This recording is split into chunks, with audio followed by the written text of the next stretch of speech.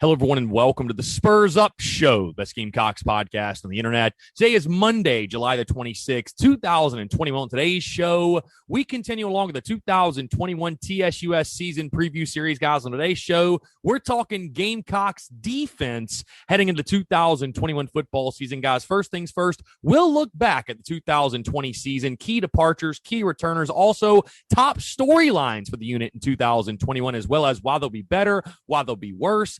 Season will be successful if, and I'll give my prediction for the Gamecocks defense in the 2021 football season. Also, guys, news and notes that include the madness that ensued over the weekend with Texas, Oklahoma, the ever-shifting landscape of college football. Guys, I will give my thoughts on the possibility of two Big 12 powers possibly joining the SEC. Also, Yardcocks news and notes. We've got Bannergate 2021 to get into. We've got your listener questions as well, and a fantastic conversation, guys. Friend of the show and a real pro at what he does, Brett Ciancia, Pick Six Previews, joins me to break down the Gamecocks 2021 football season, including Shane Beamer, first-year expectations, offense, defense, special teams. We also talk SEC, his playoff predictions, guys. We've got a packed show here on a Monday, and it's all brought to you by our friends over at Upstate Movers Group. Guys, Upstate Movers Group, superior moving service. They bring care and attention other companies can't offer because they're just too busy maintaining trucks and profiting off of them instead of focusing on service. Guys, service is what separates Upstate Movers Group from the competition. They're not a trucking company. They're a moving services company, and they're also employee-owned co-op. The movers are paid twice the industry average, and everyone on the crew is invested in your success. They have dedicated professional crew members, and they also offer black glove service. They offer end-to-end packing services, custom crating and packaging for special items, and cleaning services as well. They're founded by Greenville natives and University of South Carolina alumni, guys, so a Gamecock-owned small business. They also offer 20 years of project management moving experience,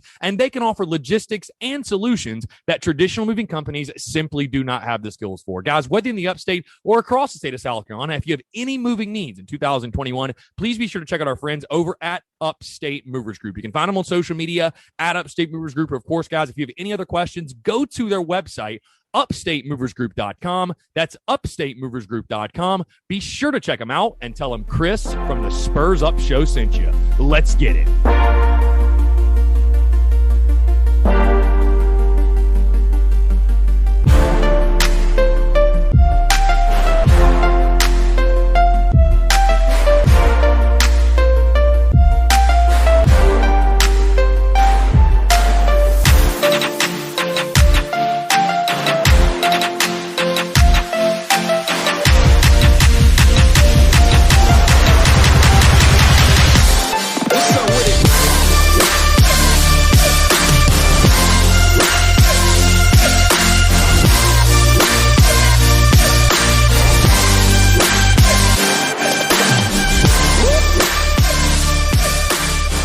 Ladies and gents, boys and girls, happy Monday. Hope you're all doing well. I'm Chris Phillips, host of the Spurs Up Show. As always, appreciate you guys tuning in, guys, wherever this might be finding you, whether you're on the commute, you're in the office, you're on the job, you've got the day off, whatever it might be. Folks, hope you are doing well here on this Monday. Again, thank you all so much for the continued love and support. Continue to rock with the content, rock with everything we do.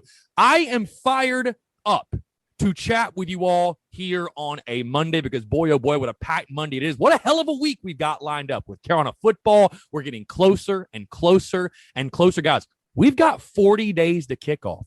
We're about to get in the 30s. You know what happens when we get in the 30s? We get down to 1 month. You know what happens when we get 1 month to kick off? We got fall camp creeping up on us. We've got Shane Beamer's welcome home tours happening, whether you're in Columbia, you're in Charlotte, you're all across the state. Hey, man, it's that time of year. Football is in the air, folks. And again, like I've said many, many times, I appreciate you all, your love and support throughout this preseason as we've gone through the dog days of summer, and we're going to go through the dog days of August, and we've gone through the peak preseason. We got people arguing over color shades of banners and the color shades of garnet, which I'm going to get into in just a little bit. But again, that's how you know it's the preseason, right? When we're arguing about stuff like that. But again, folks, thank you all so much for tuning in. Again, I appreciate you all, man, the love and support. You guys continue to rock with everything we do, man. There's so much positive momentum, not only surrounding Gamecocks football and Gamecocks athletics, but the Spurs Up show, the business, man, everything we're doing. It's truly, man, I'll never stop being grateful. And I thank you all so much for tuning in. Thank you all so much for spending this Monday or whatever day it might be, whenever you're tuning into this. Thank you all so much for the continued love and support. Hey, how can you not be fired up when we're talking Gamecocks football and specifically that Carolina defense on today's show? Folks, before we get into all that, we do have a couple of housekeeping items, a couple of big-time announcements that I want to go over before we go through our defensive preview. First things first, guys. If you did not see it on social media late yesterday, I'm very proud to announce my good friend and I, Jeff O'Hara, a.k.a. Cox by 90, will be teaming up live yet again August the 20th, 5 to 7 from Rita's Seaside Grill in Folly Beach, South Carolina. Folks, to tell you all that I am excited, that I am pumped, that I am fired up for this would be a freaking understatement. For those who know me, you know I love Charleston. I love Folly Beach. Hell, I spent like a month there last year when it was during the pandemic and COVID and all the madness. Dude, I was hanging out down in Johns Island, James Island, whatever it is, down in Charleston, down on Folly, spent 4th of July on Folly. I freaking love Folly Beach. Rita's Seaside Grill, also a fantastic establishment. Appreciate those guys having us out. Appreciate my guy, Jeff O'Hara at Cox by 90, asking me to join him. It is going to be one hell of a time. Sort of our official kickoff party. If you will, it's August 20th, man, we'll be like 2 weeks away, like a week. Actually, like a week and a half? Yeah, 2 weeks. We'll be 2 weeks from kickoff on August 20th. So again, guys, if you're in the area, come on out. Going to be a great time, a great night. Going to be a great weekend. Yours truly, like I said, I'm looking at it as, hey, I get an excuse to go to the beach, one last beach trip before the season gets going. Because, of course, guys, hey, September the 4th, we're locked in till like end of December. Then we got basketball. Then we got baseball. So, hey, and we love it. But what could be better? Couple bros talking Gamecocks, talking ball, you all there by the beach, and a fantastic establishment, fantastic people. You can't ask for anything better. So again, very excited and proud to announce TSUS Cox by 90 live from Rita's Seaside Grill, Folly Beach, South Carolina, August the 20th, 5 to 7. And we will, for those who cannot attend, we will be streaming it just like I stream everything else on Facebook, YouTube, Twitter, and Twitch. But again, if you can come out, start making your plans now. Again, more details to follow. But again, that graphic is on social media. Pretty much all the details are out and there. So like I said, guys, going to be a fantastic time on Folly Beach, August the 20th, 5 to 7. Also, guys, quick reminder, quick update. I will be going tonight. You're hearing this on Monday. Tonight, the Welcome Home Tour gets going for Shane Beamer at Williams-Brice Stadium. Yours truly will be in the building. We are going to be there. I want to let you guys know, if you are a member of the Big Cock Club, good job. If you're not, you might want to go join, because I will be putting out a full recap of everything. Shane Beamer, Frank Martin, Shane Beamer's staff, everyone says just how the night goes, all of the highlights, everything Coach Beamer has to say. I will be putting out a full recap, a full breakdown on the Big Cock Club Patreon. So be sure to go join the Big Cock Club. Again, it's patreon.com/Big Cock Club, or head over to our link tree, which is basically our link in bio. All of our link in bios are the link tree. Again, join today. That's just one of the many perks, guys. We've got the Discord. We've got the Behind the Beak series. We've got different updates, content updates, all that good stuff. But this breakdown with Shane Beamer will be on the Big Cock Club Patreon, guys. Again, that's patreon.com/Big Cock Club. But very excited to get inside Willie B tonight, hear everything Coach Beamer has to say. Again, I expect it to be more of the same of what we heard at SEC Media Days, and Coach Beamer continuing the positive momentum. And who knows? Who knows? Maybe, just maybe, I can chat with Coach Beamer about coming on these here airwaves. Why not? Should be a fun night. Either way, the Welcome Home Tour, guys, getting going this week. If you need your tickets, check it out. But going to be a really, really good time at Williams-Brice Stadium. Also, guys, of course, Tin Roof continues to roll on Wednesday. We've got confirmed John Strickland as a guest. I think Savell Newton, I think Savell Newton, he may or may not. It's 50-50 right now, but I think Savell will be there with us. But again, I think it's Savell Newton, John Strickland for sure confirmed. Also, we've got our NCAA streams going all week. Koozies also, guys. A quick update for those who bought koozies. They will be sent out this week. I apologize for the wait on those Beamer Ball and Welcome Home koozies. The vendor I used, I probably will never use again because they have pushed back. They kept delaying in regards to shipment. So they have irritated me. They have pissed me off. Hey, whatever. It's a learning lesson. It is what it is. But either way, guys, those koozies will be going out this week. So again, guys, if you ordered koozies, I do apologize for the delay, but they will go out this week. Okay, we've got the housekeeping items out of the way. Without further ado, let's dive in the meat and potatoes. Let's dive into the main portion, the main course, if you will, of this show. The TSUS Season Preview Series, the 2021 football season rolls on, guys. Today, we are talking Gamecocks defense heading into the 2021 football season. And just like the rest of this Carolina football team, whether it be offense, defense, special teams, whatever it may be, question marks are all over the place for this unit. Guys, before we dive into this year's defense, let's look back at last year. You guys want to humor yourselves a little bit? Let's look back at last year's defense. Boy, oh boy, what a year it was. The Gamecocks ranked 12th in the SEC and 107th nationally in points per game given up with 36 points per game. And in yards per game, the Gamecocks ranked 10th in the SEC and 105th nationally, 452 yards per game. Now, for those, of course, like I said, we had my guy, Brett Ciancia, Pick Six Previews on the show today. Great stuff, great conversation. He does a fantastic job with his magazine. Very good job, by the way, of organizing the statistics where it's very easy to read, very easy to find. He breaks it down, simplifies it for you, but again, fantastic information. And so you may have seen what I posted on social media last night, the graphic that my buddy, again, Brett, did with Pick Six Previews of the Gamecocks offense. And I will be posting a screenshot of the defensive statistics as well.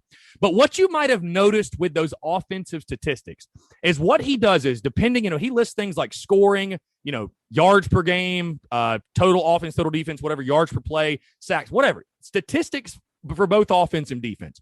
And he puts the national ranking next to that, and you'll see a color coding system. It's either red, yellow, green, dark red, dark green, whatever it might be. Well, if you're green or dark green, that means you are one of the best, right? You're near the top of the country. If you are red or dark red, that means you're one of the worst. If you're yellow, of course, you're in the middle.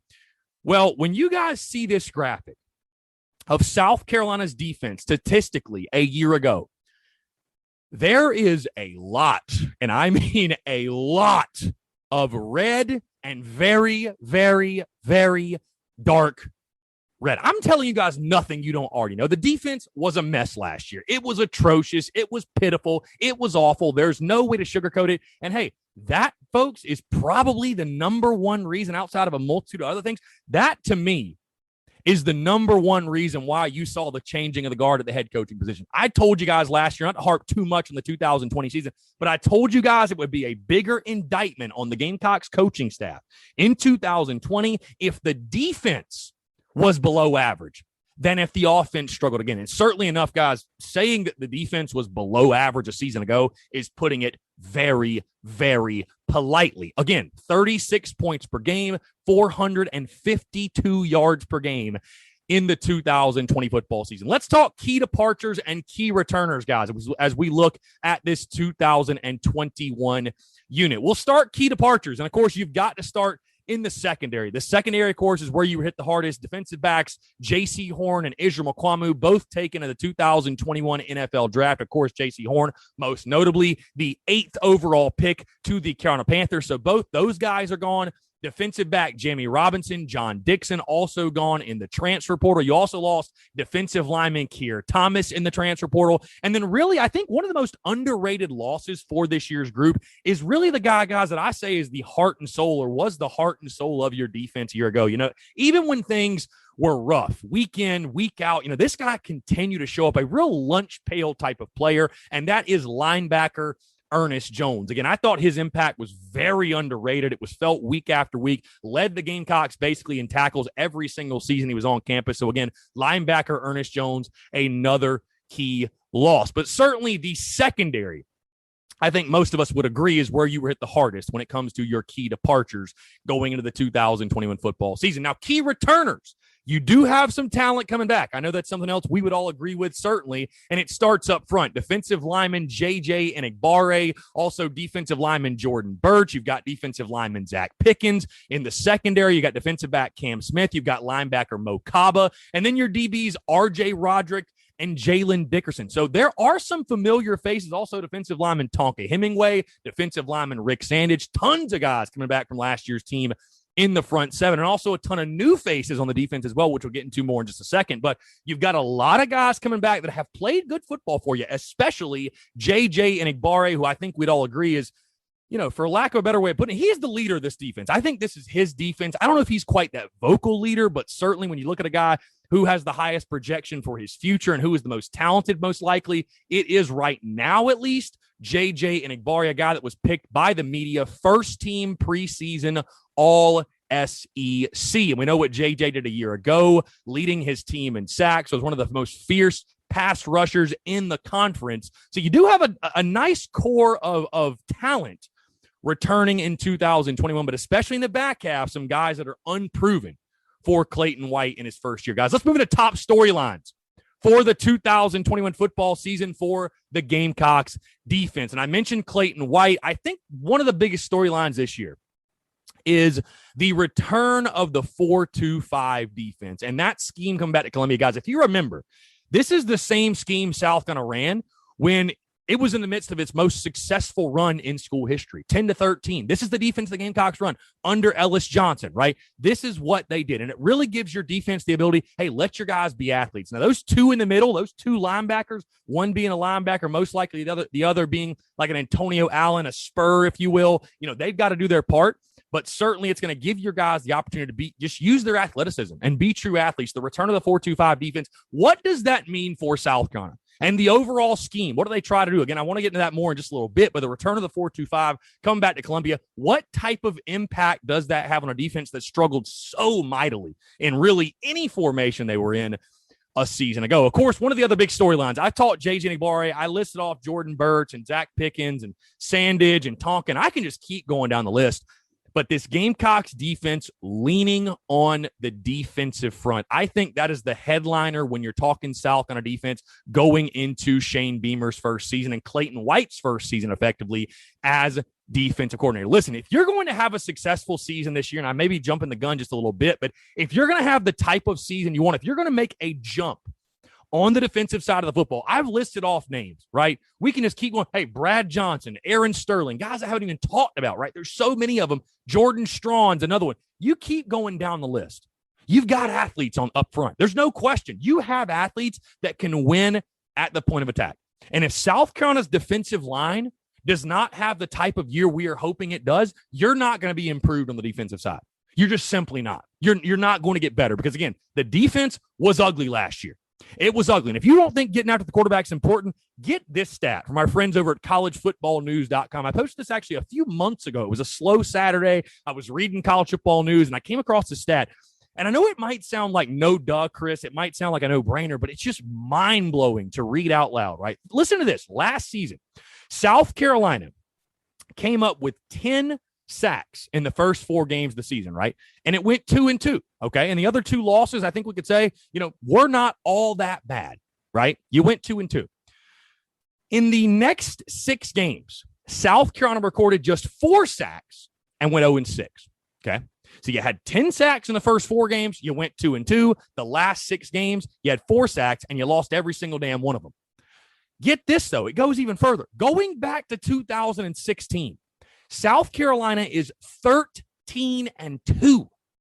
13-2 when generating 3 or more sacks in a game. So if you don't think getting after the quarterback is important, especially for this year's unit with the questions you've got in the back half, hey, it's all comes down to the defensive front. This is a defense that will be leaning on its defensive front and its defensive line. And like Shane Beamer said at SEC Media Days, he made the point. If you've got the talent and athleticism, and if you feel good on the line of scrimmage, if you can win at the point of attack, you've got a chance.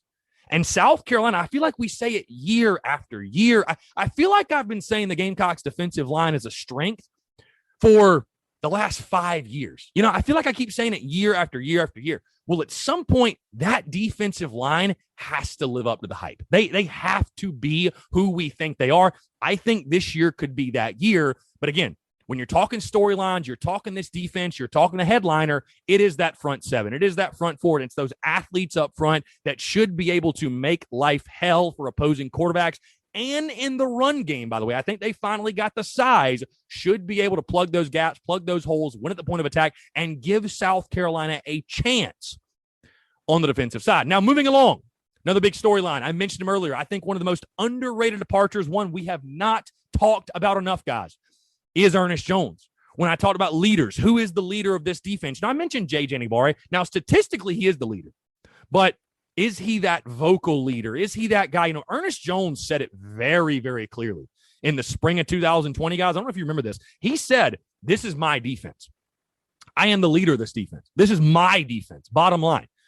Is there a guy on that defense right now like that? Because that's very important. Who is the guy that our guys are going to turn to, when things don't go well, right? Because it's inevitably at some point you're going to hit adversity, you're going to hit struggles. This defense is going to go through some rough patches. Who is that guy on defense that our guys, DJ Swearinger was that guy for a while. Stephon Gilmore, I think, was that guy, in spurts, if you will. Sky Moore was that guy. And Ernest Jones was that guy. Who's going to be that leader? Is it JJ? Is it a guy like Cam Smith in the secondary? Is it a linebacker like Debo Williams or Sherrod Green or Mo Kaba? Who is it?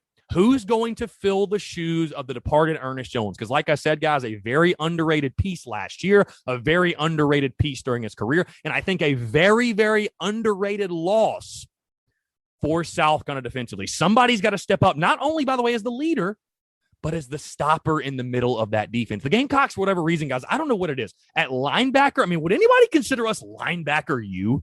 I certainly wouldn't. I don't think you would. I don't know what it is. We just have not, we've had some nice linebackers come through here and there, but we're not a school that it's like year after year after year linebacker I look at as a strength for us. Linebacker almost just feels like it's just, that's kind of there. We're okay. We're probably 7th or 8th best in the SEC at the linebacker position. Nothing great, nothing flashy, nothing spectacular. But it's just there. Again, maybe Debo Williams can change that. Maybe Sherrod Green can have the best year of his career. Maybe Mo Kaba can come into his own, a guy that I'm really excited about. Maybe Damani Staley, maybe some guys like that can step up. But again, it all comes down to, from a leadership perspective, from a middle of that defense perspective, who is going to be the guy or guys who fill the shoes of a guy that, like I said, I think is such an underrated loss for Clayton White's defense coming in this 2021 football season. Guys, another big storyline, and maybe the biggest question on this football team, certainly outside of the wide receiver position, is the secondary. I feel like we've been talking secondary all preseason long, and I will say this. First things first, let's tip the cap, and let's give some credit, a round of applause, by the way, to Shane Beamer, Torian Gray, Clayton White, that entire defensive staff, right? That entire defensive staff for what they've been able to do in trying to plug away at that secondary. Guys they've added through the transfer portal, through, grad transfers, just through different means of ways of adding guys. They have tried their damnedest to fill that roster because, guys, we heard them talk about the secondary in the spring. When you lose guys like J.C. Horn, Israel McQuamu, Johnny Dixon, Jamie Robinson, you just keep going down the list of names. When you lose guys like that, you think to yourself, man, this is going to be a group that's really going to hurt and really going to struggle. I commend Shane Beamer. I commend Torian Gray for the ability, what they've been able to do in regards to adding to this roster. Guys like Karan Prunty and Marcellus Dial and Tyrese Ross. And again, I want to get more into these guys in just a second, but they've been able to plug away and fill holes because, guys, we heard them in the spring talking about the secondary. They said, hey, we're running a 4-2-5. We're having trouble fielding 2 secondaries. We don't even have 10 scholarship defensive backs. Depth is an issue. Lack of experience is an issue. And again, a retooled secondary will look to improve on a season ago. Like I told you, what's crazy, though, is all those guys I mentioned with J.C. Horn, with Israel McQuamu, and all due respect to him, The pass defense, it was atrocious. It was terrible. It was terrible. Passing defense yards per game, 256 yards per game, 97th best in the country. Yards per attempt, 8.8, 115th in the country. Quarterback rating, 159, 118th in the country. Completion percentage, 66.6%, 115th in the country. Explosive pass, 8.6, 116th in the country. And return production, okay, that's return production. Whatever. Either way, you hear those statistics. Even with those guys in the secondary, they were terrible. So, can Torian Gray, guys, I've talked about it a lot this preseason, the two assistant coaches who have the greatest opportunity to make a big impact on this season and to really explode on the scene, if you will, as far as like big-time assistants, are Justin Stepp and Torian Gray, because those are the two position units that are the biggest deficiencies and the biggest question marks coming into this season. So, again, I think we all agree that even with the additions is going to be the deficiency on this in this defense, if you will. But can they make any sort of stride? Can a retooled secondary with guys like Cam Smith stepping up? Can he be DB1? Can Jalen Dickerson and R.J. Roderick and Darius Rush and Jalen Foster and Joey Hunter and Dominic Hill and O'Donnell Fortune? Again, a lot like the receivers. There's a lot of guys in that room. There's enough guys with talent in that room, I think, to make it happen. But you got to have guys being from, nice prospects, nice recruits, to being consistent every week contributors and being guys you can depend on. What can Torian Gray get out of this unit? One of the biggest questions on this football team. Like I said, guys, one of the biggest storylines, and I mentioned a couple of them already, but the transfers, right? There are a lot of new faces. When we're talking key returners and key departures and all that, but especially returners, we don't talk about all the guys in the transfer portal that South kind of was able to add. I mean, you look at the guys and some very talented football players that should play a lot of football for South Carolina. We'll start Jordan Strawn from Georgia State, which, by the way, if you haven't heard of this guy, he just led college football last year in sacks. He just led, let me say it again. He led college football. All of it. The entire thing. He led all of college football in sacks at Georgia State. So Jordan Strawn, and I've heard, our good friend Jeff O'Hare at Cox by 90, he's talked about it, that Jordan Strawn's a guy who's getting like a second-round grade as a sophomore. I mean, this is a dude that certainly should bolster already the strength of your unit, which is the defensive line. I talked about Karan Prunty was a huge win for Shane Beamer and Torian Gray, landing him over the Tennessee Volunteers. Prunty, a guy I think should start immediately opposite of Cam Smith. I think certainly he's going to be one of your best defensive players. And again, is going to be a day one starter, a freshman All-American from Kansas, did it at the big-time Power 5 level, did it in a big-time conference. I expect Prunty to be an immediate impact player for you. That was a huge pickup. Tyrese Ross from Washington State, I think he should get looks immediately. Marcellus Dial, a grad transfer. We saw him in the spring game. I thought he looked really good. Again, I know it's the spring game, but I heard good things. I think he'll contribute. And then Debo Williams in the middle at the linebacker position. We saw him flying around the spring game. Like I said, I know it's the spring game. Take it with a grain of salt, but Debo Williams, a guy we heard the second he stepped on campus, was a dude that took over as, the leader of the defense and a leader in the weight room and a leader in the locker room. Can he be that guy? And again, there are others as well I'm probably not mentioning, but as many returners and familiar faces as there are a lot of newcomers that aren't necessarily freshmen that Shane Beamer and Clayton White and this coaching staff are going to call on to make a difference and make an impact. And I just wonder how big of an impact. Like I said, Strawn coming from Georgia State.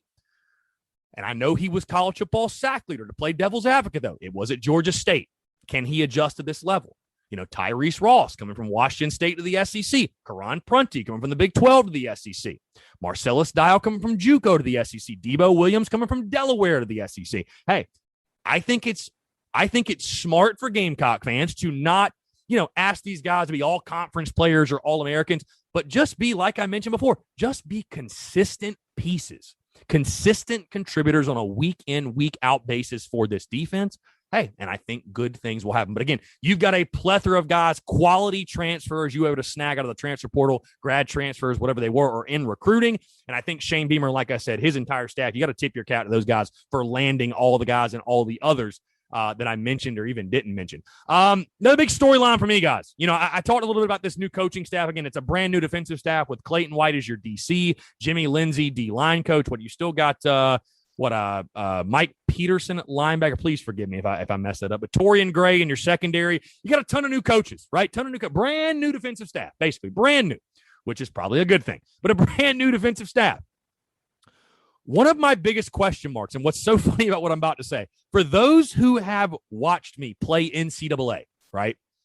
I have mentioned this time and time and time again. And that's sort of one of the funny things. It's like I've been saying it over and over while playing NCAA, but it's been like actually put into action, if you will.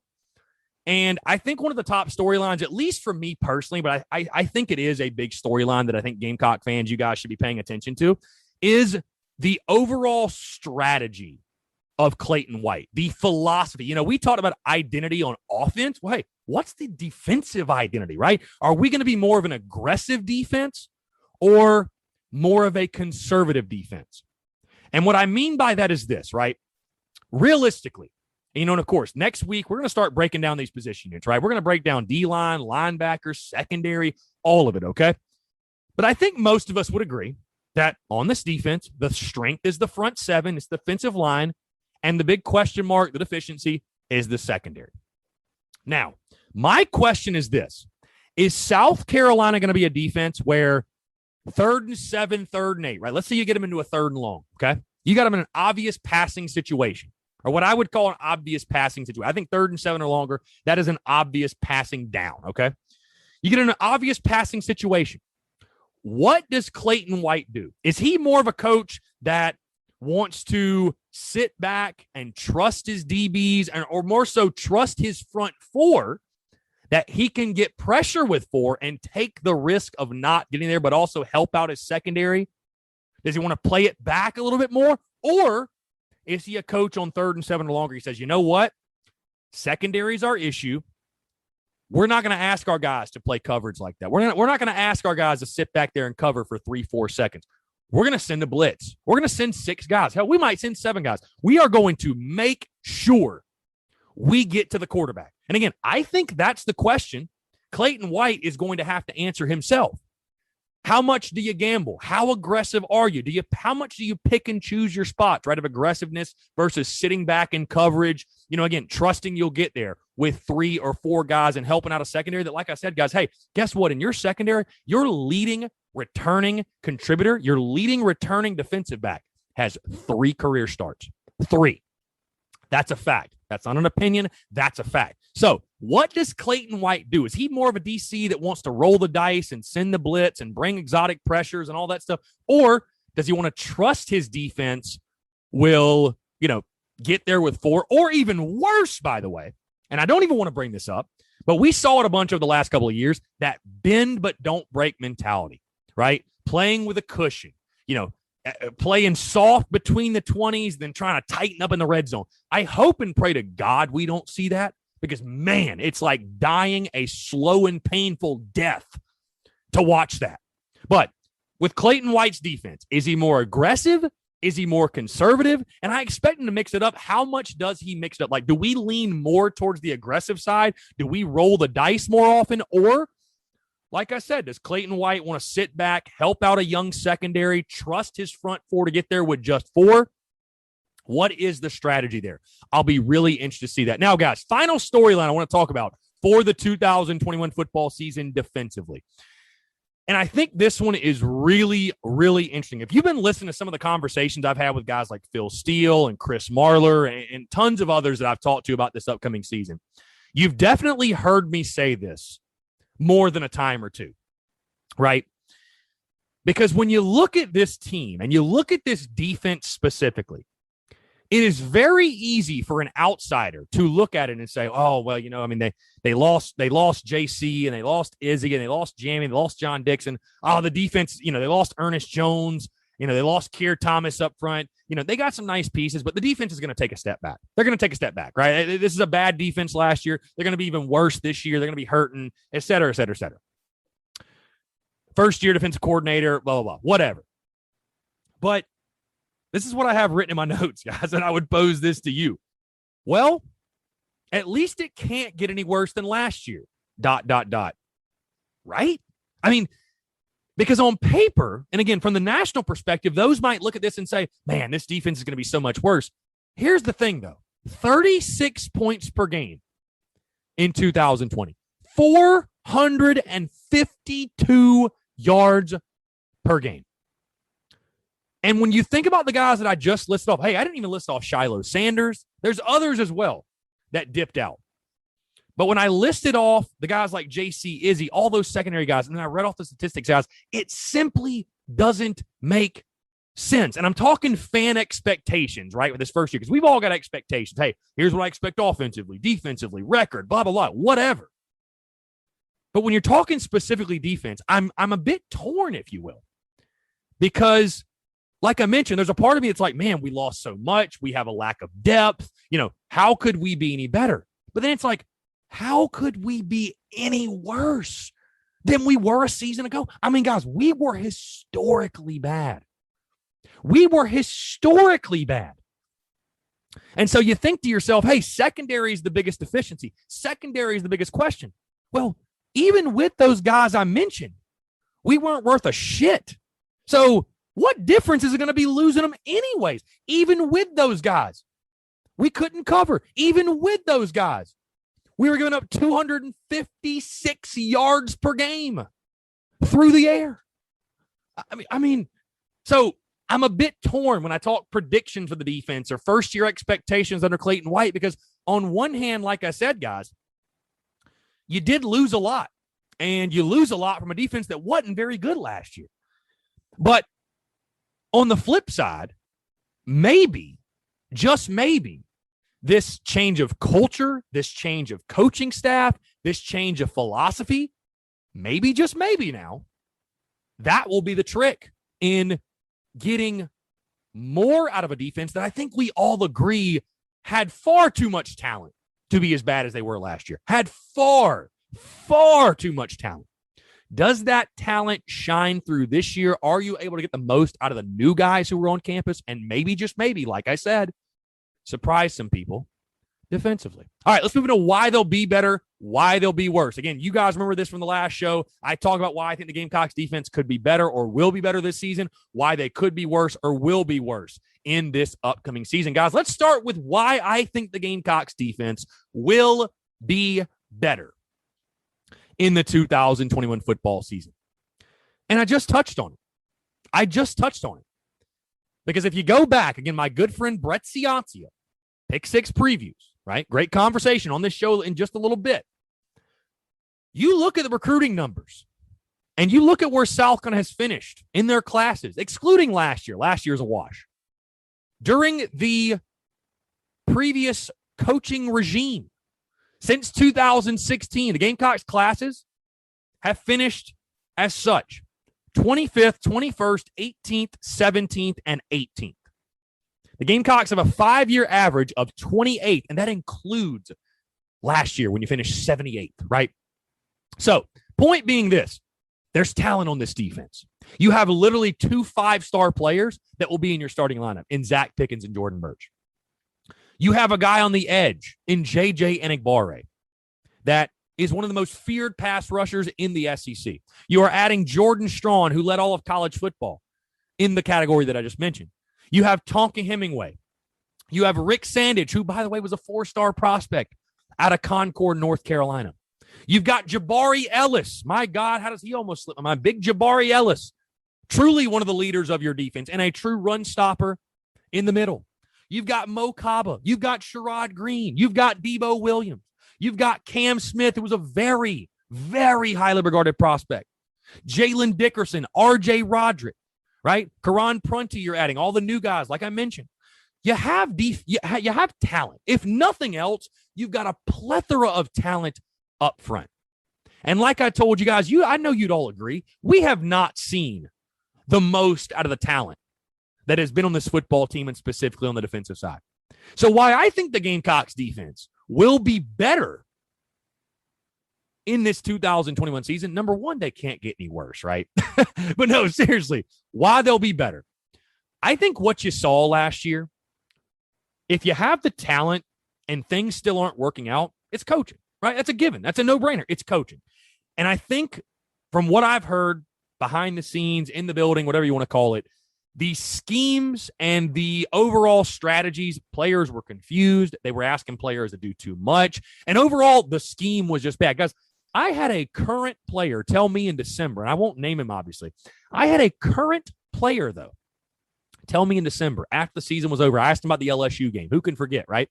I asked him about LSU. Hey, man, they had a true freshman quarterback, or they had a freshman quarterback guy who never started a game. I thought we were going to blitz. Like, what was the issue? What happened? He said, well, we practiced blitz all week, and we got to the game, they just didn't call it. Just mind-blowing stuff. So why I think the Gamecocks defense will be better in this 2021 season, a simplified scheme that maximizes athletes' abilities on defense. I know that sounds cliche. I know that sounds coach speak, but less is more, guys, and simplifying the defense. Hey, on defense, it's simple. Go be an athlete. See ball, get ball. You see the man with the ball, you go hit him. I'm not trying to, dumb it down and say that it's easy and anybody can do it, but I think at times we just got way too complex in what we were trying to do. Hey, you have like a guy like Jordan Birch, a guy like Zack Pickens, but we'll stick with Birch. Fantastic athlete, right? Incredible athlete, a physical specimen, a freak. Let him go roam. Let him hunt. Let him hunt. Let him use his God-given ability to wreak havoc on opposing offenses. Let him do that. Hey, my buddy that works personnel at Georgia told me, Chris, I'm telling you right now, if Jordan Birch ain't a first-round pick, y'all messed up, because that kid's got God-given ability. But I think when you're asking players to do 100 different things, you know what they can't do when they're thinking? They can't play fast. And when you can't play fast in this league, you're going to get burnt, you're going to blow coverages, and you're going to get embarrassed the way we saw a season ago. So again, I think with Clayton White, Torian Gray, Jimmy Lindsey, this entire defensive staff, why they'll be better, this new coaching staff bringing in a simplified scheme that maximizes our athletes' abilities on the defensive side. Let them go play ball. And I think overall that will be a huge, huge reason you see this Gamecocks defense take a major step forward in 2021. Now, on the flip side, why I think the Gamecocks defense could or will be worse in the 2021 football season, like I said, guys, I don't know how you can be worse than 36 points per game or 452 yards per game. And what blows my mind is those statistics were not last in the conference. I mean, there were some bad defenses in the SEC, but I don't know how you can be worse, right? But just for the sake of the argument, why the Gamecocks defense will be worse in the 2021 season, the losses in the secondary truly take their toll. Maybe, like I said, the defensive front, I think we all feel pretty damn good in regards to what they're going to bring to the table and, the type of impact they should be able to make. But, like I said, your leading returning defensive back has 3 career starts. 3.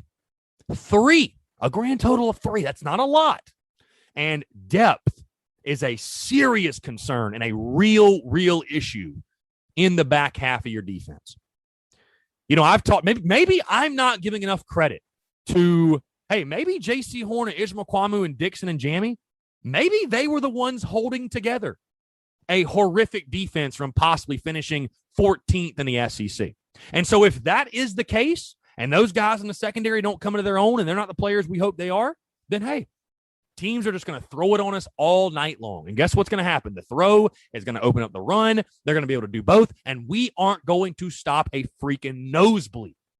Like I said, I don't know how you could be much worse than you were last year. But if you are going to be worse, it will be because the secondary is a complete and total bust in year one. And guys, like I said, if it is, here's the thing. I still think Torian Gray is a really good football coach. I love Clayton White as a DC, but truly in the secondary, a lot like the receiver position, the only way you're going to flip that room is in recruiting. That's the only way. You got to go out, and you've seen them do it, right, with guys like Keenan Nelson Jr., and they're getting these other guys in the secondary. They are recruiting the shit out of the defensive back position. I mean, they're recruiting the hell out of it, right? They're getting some big-time ball players. The only way you're going to flip a room like that is recruiting.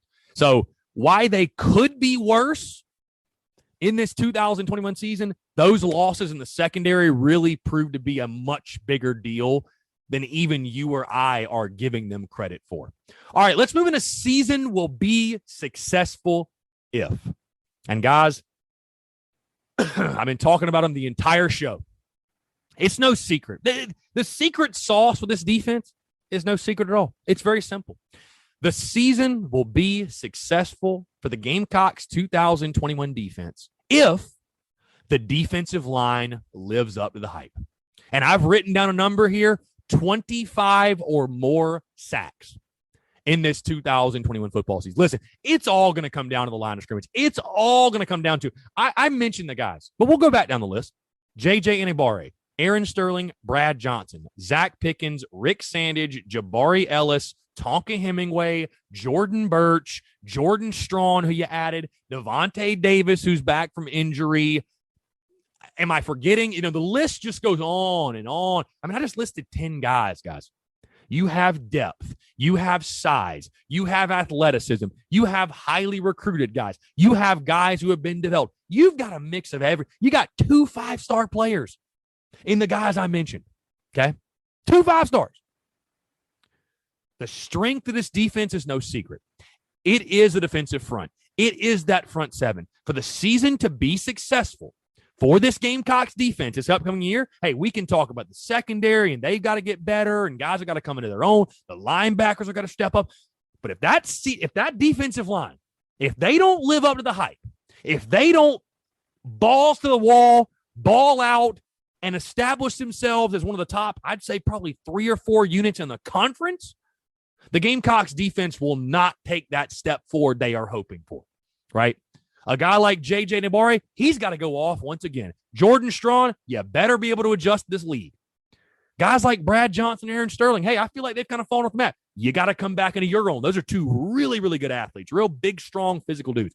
Jordan Birch and Zack Pickens, man, I could have just said those 2 guys are the key to this defense. Zack Pickens and Jordan Birch, you got to play like the 5 stars you are, man. Listen, stars aren't everything. They're not everything. But at South Carolina, you don't get enough of them to miss on them. So when you get a 5-star, they better pan out. We don't get enough of them for, that guy's a bust. And no big deal. We just got 10 other 5-stars in our class. No. Not the case. I'll say this. And again, I don't hold it against these guys because of last year, the staff and the madness and whatever. But Zack Pickens was a guy I looked at last year, somebody I was looking forward to him breaking out and being a big-time player and being a breakthrough player and, kind of sort of filling in where Javon Kinlaw left off. And to be honest with you, he didn't do that. I didn't think he did. Jordan Birch, I know he was a true freshman last year, but he didn't do a whole lot that really made me say, oh, wow, he's an incredible player. And again, I think a lot of that is coaching. I know for a fact that a lot of that is coaching. Talking to some guys, again, that are in the building, that they questioned the way Jordan Birch was used a season ago. So the season will be successful for the Gamecocks defense. Simply put, the defensive line lives up to the hype. If they live up to the hype, if they're as good as we believe they're going to be, and again, I've put the number at 25-plus sacks. That's averaging 2 sacks per game. I read the stats off earlier, but I will do it again. Last season, first 4 games, you had 10 sacks. You went 2-2. The rest of the season, your next 6 games, you had only 4 sacks. You went 0-6. And going back to 2016, Carolina is 13-2 when they generate 3 or more sacks in a game. Guys, getting to the quarterback, causing havoc, bringing pressure. You're going to have to do so for a secondary that'll be figuring it out on the go. You're going to have to do it in regards to stopping the run game. You're going to have to find a way to get into the backfield. So again, season will be successful for the Gamecocks defense in 2021 if that defensive line, we've been hyping them up a lot, they got to live up to it.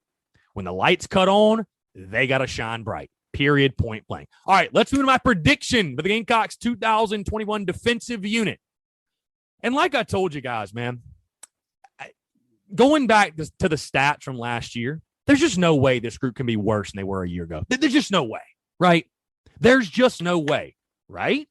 Right? I mean, they did lose a lot. But there's no excuse, none, for how bad this defense was last year. None. I don't care that you played a 10-game conference schedule. I don't care that you might have had an injury or two. I don't care that your offense might. No. There was just no excuse for how bad this defense was. And when you have the type of talent that South Carolina had last year defensively, and they were still that bad, I think we'd all agree it was coaching. No doubt. It was a coaching issue. So I think with the change of culture, the change of staff, Clayton White taking over, a fantastic group of assistants surrounding him, I do expect this Gamecocks defense to take a step forward. Again, how big of a step is that? Because the secondary is still a big question mark. I think linebacker is, how good is Debo Williams? I think they're okay. I don't think linebacker is, some outstanding position for us right now. I do love Mo Kaba's game. I think he's a guy that's very slept on. I think Mo Kaba's a very good player. Sherrod Green, it feels like he's been on campus for 17 years. Maybe he can, be a nice piece for you, be a veteran leader. And, of course, like I mentioned, that defensive front, that is the strength. How big is the step, though? I think there will be an improvement, and I think there will be a step forward. I think it'll be led by that defensive line. I think the Gamecocks defense will hold their opponents to just under 30 points per game and right around that 400 yards per game mark given up. Again, I don't want to set too high of or even unfair expectations for South Carolina defensively this year, because there are still real issues, especially on the depth side of things, okay? And depth, especially on defense, is very, very, very important, I should say, especially in today's game of college football, where guys are running, spread, up-tempo. Like, depth's important. You got to have depth, and you got to have quality depth. I don't know that South Carolina's quite there yet to have – they're certainly not on the level of 2011, 12, 13, where the Gamecocks were dominant defensively. You're not there yet. The only way you're going to be able to get there is in recruiting, no question. But I do see this unit making an improvement, taking a step forward, just under 30 points per game, around 400 yards per game. I think having your non-conference games is certainly going to help as well. And like I told you guys, even with the losses in the secondary, even with some of the other losses on defense, I just don't see any way this defense could be any worse. I think just simply from a coaching perspective and allowing your athletes to go be athletes, I think they'll be better. I do think they will be better. Now, some of the things I'm not factoring in, things like turnover margin, right? If this is a defense that's opportunistic and is able to, get the football off of people and capitalize on turnovers, then who knows? Maybe that jump in year one is much bigger. But I think realistically, looking at what this group has to offer, looking at the losses, looking at the deficiencies, looking at the strengths as well, but keeping all that in mind, I think the statistics I've mentioned, like I said, South Carolina, I think, is still going to have to outscore people. But if nothing else, I don't think you're going to see there be a stretch like we saw a season ago where it's a 3-week stretch and the Gamecocks have given up 159 points in a 3-week stretch. I don't think you're going to see that. I hope you're not. I don't think you will. But I do think you'll see this defense take a step forward in Clayton White's first season as defensive coordinator. So again, guys, that's going to do it for the Gamecocks defensive preview as we continue along with the 2021 TSUS Season Preview Series. Guys, Thursday's show, we will conclude the Season Preview Series for the upcoming season. We'll talk Gamecocks special teams, Beamer ball, but that's going to do it. Put a pin in the defensive preview. And I'd love to hear your thoughts, your expectations, your predictions. Do you agree, disagree with my thoughts on the defense? What are you expecting from Clayton White's unit in his first season as the defensive coordinator? All right, let's get into our news and notes, guys. We got to start here. A huge note, a huge piece of news. And I know this was a couple of days ago, and I don't want to spend like 30, 40 minutes talking about it. I want to just touch on it really quickly because until it's official, until it actually happens, we're all just kind of just spitballing and throwing shit at the wall and seeing if it sticks, whatever. But the Texas and Oklahoma stuff and the shakeup in college football, it was something I really doubted. I didn't think it was actually going to happen. I thought it was just like a publicity stunt. I thought Texas and OU were just kind of just shooting the shit, whatever. Oh, yeah, it sounds like it might actually happen. Now, had a lot of conversation about this Friday, Saturday, over the weekend. I am confident in what Shane Beamer's building, okay? I am. No matter who's in the conference, no matter who joins, none of it. Now, am I worried about the future of college football as a whole? A little bit, and I'm very intrigued at what this is going to mean for conferences like the Big 12 and just for everyone else in general. What are the dominoes that we see fall due to this, right? Do I love it from a college football fan perspective? Yes, I do. I think it's awesome. I think it's really cool. We're going to get to see some awesome matchups. I mean, hey, more great football, right? What could be better? From a South Carolina fan perspective, and I love the people on social media, by the way, are like, oh, you're doubting Beamer. You don't believe in what he's building. Dude, shut up. Just stop, okay? I can sit here and tell you guys from a South Carolina fan perspective, I don't love it, okay? Here's why. To hell with the SEC, right? I don't give a damn. I'm not a conference pride guy. I truly don't get these people who go around beating their chest. Like they think it's some badge of honor that we're in the SEC. People saying, man, I'd rather go 5-7 or 6-6 every year than go 10-2, but play in the old ACC. Like, really? I mean, here's the thing. I know we love to talk shit about that team in the upstate. We love to do it, right? I love to do it. You love to do it. We all hate them. I get it. We do.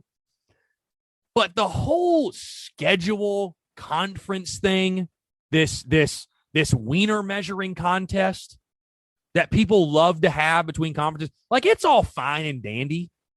But guys, hear me out. While we are beating the SEC, I won't say we because I'm not in this. While people are beating the SEC drum, some South Carolina fans, not all of them, I wouldn't even say most of them, but while some people are stuck beating that SEC drum, okay, and having this ego and this pride about them that we play in the toughest conference and this, you know what they're doing? You know what they're doing? They are laughing their way all the way to the playoff every single year. So you know what? When it comes to conference pride and beating the drum and all that BS, now I'd much rather be in the playoff. Dude, I don't give a damn. I want to see my team win a ring. So when I say things, some of the things I said over the weekend, number one, it was to start banter, okay? When I said that, hey, if South Carolina ever wants to win a ring, it might be in their best interest to leave the conference. Now, granted, do I want to see South Carolina leave the SEC, guys? No. Again, it's all just a talking point amidst the madness of what is going on. But some of the reactions from some people, it's insane. You can't even talk about it. Like, dude, the point is made. The point is this. Hey, it's not going to happen. South Carolina's never going to leave the SEC. And I'm not saying they should. There are massive benefits to being in the best conference in college football, period, point blank. There are huge benefits. I would say to people that say, though, that, hey, it's huge for recruiting. I mean, number one, that upstate school, they haven't had any trouble recruiting, and they're not in the SEC. The other thing is that I think South Carolina could sell itself no matter the conference. It doesn't matter. No matter the conference you're in, it doesn't change. You know, I know there's the selling point of, hey, the best football is played here. I totally get that. It is certainly a selling point, but it is one of many, many things that the University of South Carolina can sell to top prospects and top recruits. But I made the point of, hey, if South Carolina wants to win a ring, it's just, from a South Carolina fan perspective, I don't like it. I don't like it because I want to see the Gamecocks win an SEC title at some point, guys. Like that is what I want to see South Carolina get back to Atlanta and win the damn thing.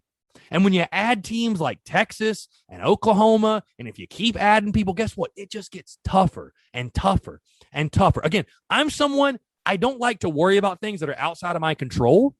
So I'm not necessarily like letting this Texas OU thing keep me up at night. But if you want my honest opinion on it, college football fan perspective, I love it. The South Carolina fan perspective, it's just, man, like shit. The road just got harder. So I guess just embrace it. Buckle up. Whatever. College football is changing by the second, and all we can do is brace for it. But like I said, guys, I want to make it very clear. I'm not a conference pride guy. I don't really give a damn. Hey, all I worry about is what South Carolina's got going on. And with that being said, bring on Texas, bring on OU. Hey, bring on Ohio State. Let Clemson join the SEC. Hell, I don't care. I believe in what Shane Beamer is building. I truly do. And hey, we'll take on whoever wants to line up across the field from us. Whatever. It is what it is. Looking forward to it. Beamer ball, Shane train. Here we go. All right. More news and notes to get into. Big news of the Yardcocks is left-handed pitcher Julian Bosnick announces he will be returning from Mark Kingston's squad in 2021. Really big stuff. I think Bosnick is going to be a key contributor for Mark Kingston's team in the 2022 season. As expected, Brett Carey, Wes Clark, Brandon Jordan, and Thomas Farr have all signed their contracts. The only guy I think we're waiting on is Andy Peters. I think Danny Lloyd also – I think we might be waiting on Danny, but Danny's definitely signing. The only guy we're waiting on right now is Andy Peters. I think he'll probably sign, guys, honestly. But, we'll have to wait and see. I would expect that to happen probably this week. Last note really quickly, and some of you may moan and groan. Hell, you might cut this show off right now. Bannergate. Bannergate 2021. Oh, my goodness. What in the world? I mean, Shane Beamer tweets the picture of the old banner in the front of Willie B. It gets taken down, and a new banner gets hung, and Gamecock Twitter proceeds to lose their minds. Now, I want to say this. When the banner was initially put up, right, I did not want to be that guy. I did not want to be the stickler that was like talking about the shade and the color. I loved the simple messaging. I loved the palmetto tree. I loved the welcome home. Loved all of that, right? And I don't want to spend too much time on this because I could spend a lot of time on it, and I don't want to, okay? I don't know why garnet is such a hard color to nail down. I truly, guys, if you walk around, I'm not trying to be a stickler. It's a fact, though. You walk around our stadium right now, there's like 4 different shades of garnet on different signs, banners, whatever. And it doesn't make sense. I don't get it. I don't know why garnet, and I understand with different materials and all. I get that, but like, why is garnet so hard? Because here's the thing. For the people that were complaining about the people complaining, which is, I guess, kind of ironic in itself. But for the people that were complaining about the people complaining, here's the thing, guys. I would just say this, and I'll keep it short and sweet. If you're going to build an elite level football program, right? If you're going to be top notch, one of the best, right? If you can't get something right that is as simple as your school's colors, when you are hanging a banner, a sign, and I know some of you, well, are we really talking about a banner, man? I think the people that say that, they just want to avoid the conversation, right? They don't want to talk about it. They don't want to face it because the fact of the matter is this: the banner and the sign above it did not match. They do not match. And I say that actually, and I'll say this. I have not seen it in person as of the time recording this right now. I am going to see it today, and I will be tweeting about it and letting you all know what it looks like. Because I've seen some other pictures where it's like, it's really not that bad. But, of course, South Gunner released a statement. They are planning on changing it, getting a new banner. They said that it was a misprint or something. Oh, God, really, of all the things, man, we can't get a banner right. But, Bannergate, it's a serious thing. Bannergate 2021, incredible, unreal. And it shows, by the way, the power of fans and social media because people were not happy. I'll say this. Here's your solution. Just make the next banner black. Like, just avoid this and make it black. Boom, you're done. That's it. Keep the same thing, the palmetto tree, the welcome home. Make it black. Done. That's it. All right. Let's move into your questions. And before we do that, guys, just got an update. Just got a text from my guy, Dirt. Andy Peters has officially signed. Dirt, coming in the clutch. Thank you, Dirt. I appreciate it. Andy Peters has signed. So I guess basically that's, I don't know if Danny Lloyd is official. I don't think Danny's official yet, but I'm like 99% sure Danny is going to sign. So that will mean out of the guys drafted, Julian Bosnick will be back. But again, congratulations to Andy Peters on signing. Okay. Appreciate that, Dirt. Thank you so much for that. The in-show update. Let's get into your questions here. We'll start with Twitter. Elizabeth Ballard says, what will it take for our secondary to improve? Well, again, I think a simplified scheme is going to help those guys a ton. I thought you saw, even with the talent we had, guys were confused. They were out of position. You saw blown assignments. And, at some point you look at it and say, man, it's got to be a coaching thing. You just have too much talent to look that embarrassing and that foolish. I mean, who remembers the Ole Miss game, right? With the clipboard throw. I mean, how can you be that out of position? That's got to be a coaching thing. I think a simplified scheme will help, but also you need a lot of these new guys to step up. Karan Prunty's got to be the dude. Marcellus Dial needs to be an impact player. Tyrese Ross, he needs to step up. Cam Smith, he's got to come into his own as cornerback number one. No questions asked. He's got to be the guy there. And then from there, you got to have some youngsters and guys who are inexperienced, step up. Bottom line, they got to step up and play well. So I think a mixture of those things, Elizabeth, I think you will see the secondary and those numbers improve. And like I said, how can it get any worse from what it was last season? Hayden Uzelak on Twitter says, any possible nicknames for the defensive line? Hayden, I believe in letting the nicknames come organically.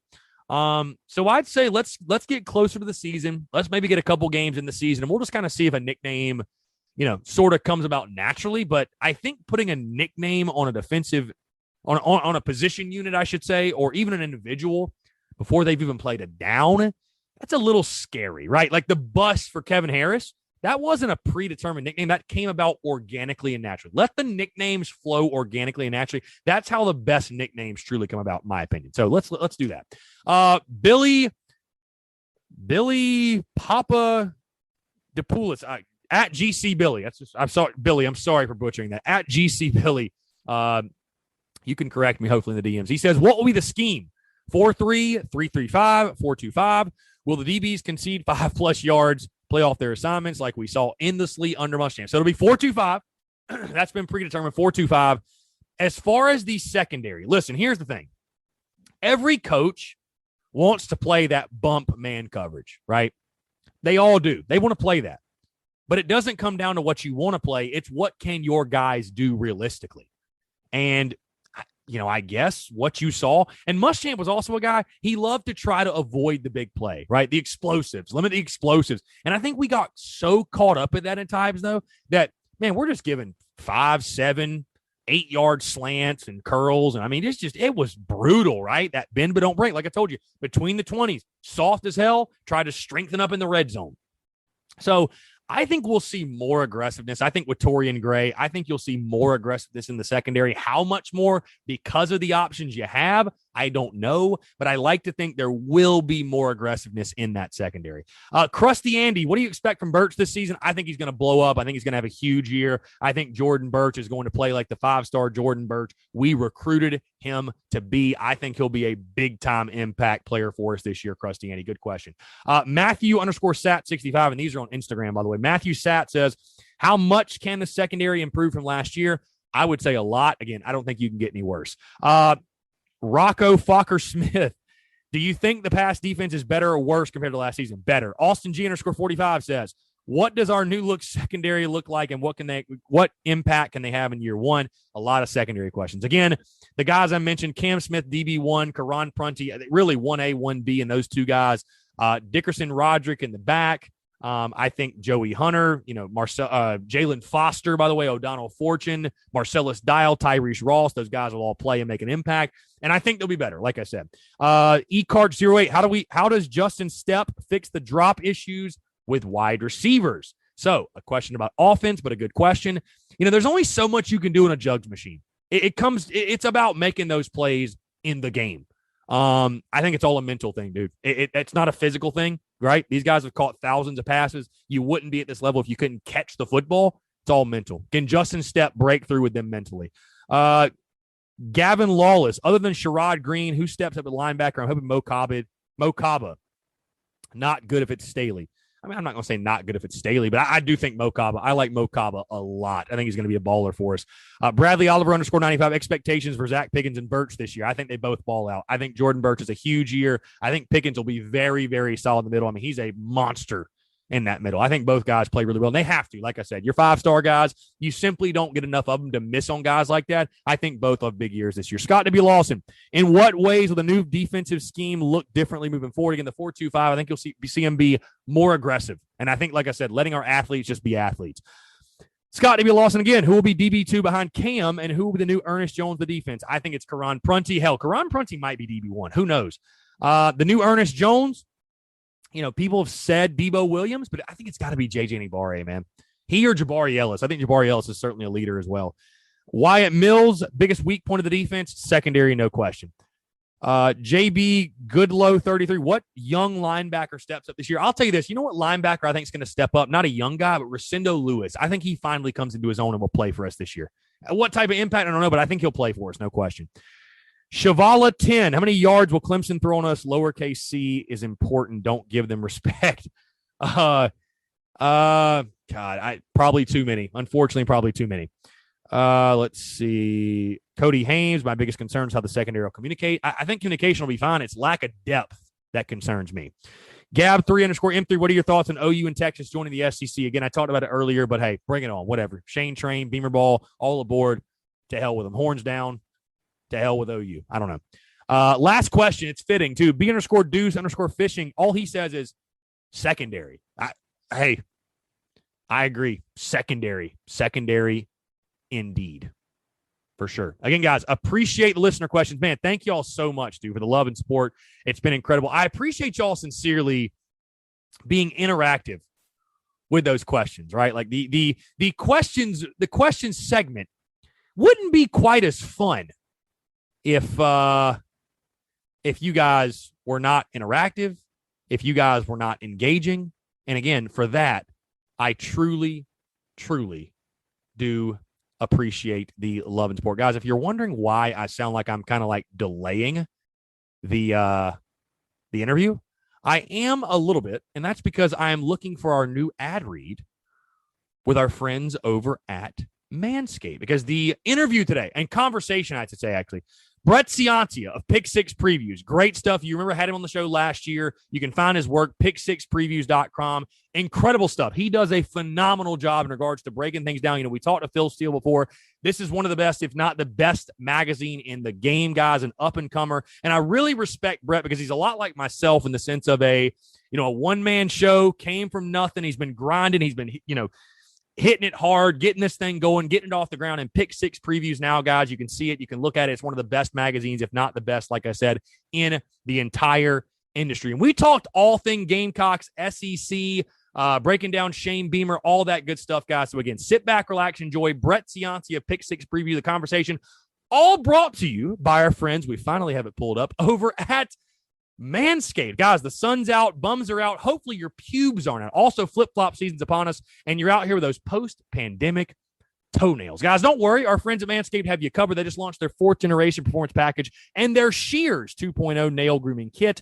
Join the Manscaped movement by going to manscaped.com for 20% off and free shipping with the promo code TSUS20. Guys, we've all been there, right? We're trimming, we're cutting, we nick ourselves, we're bleeding, it hurts, it stings, it sucks.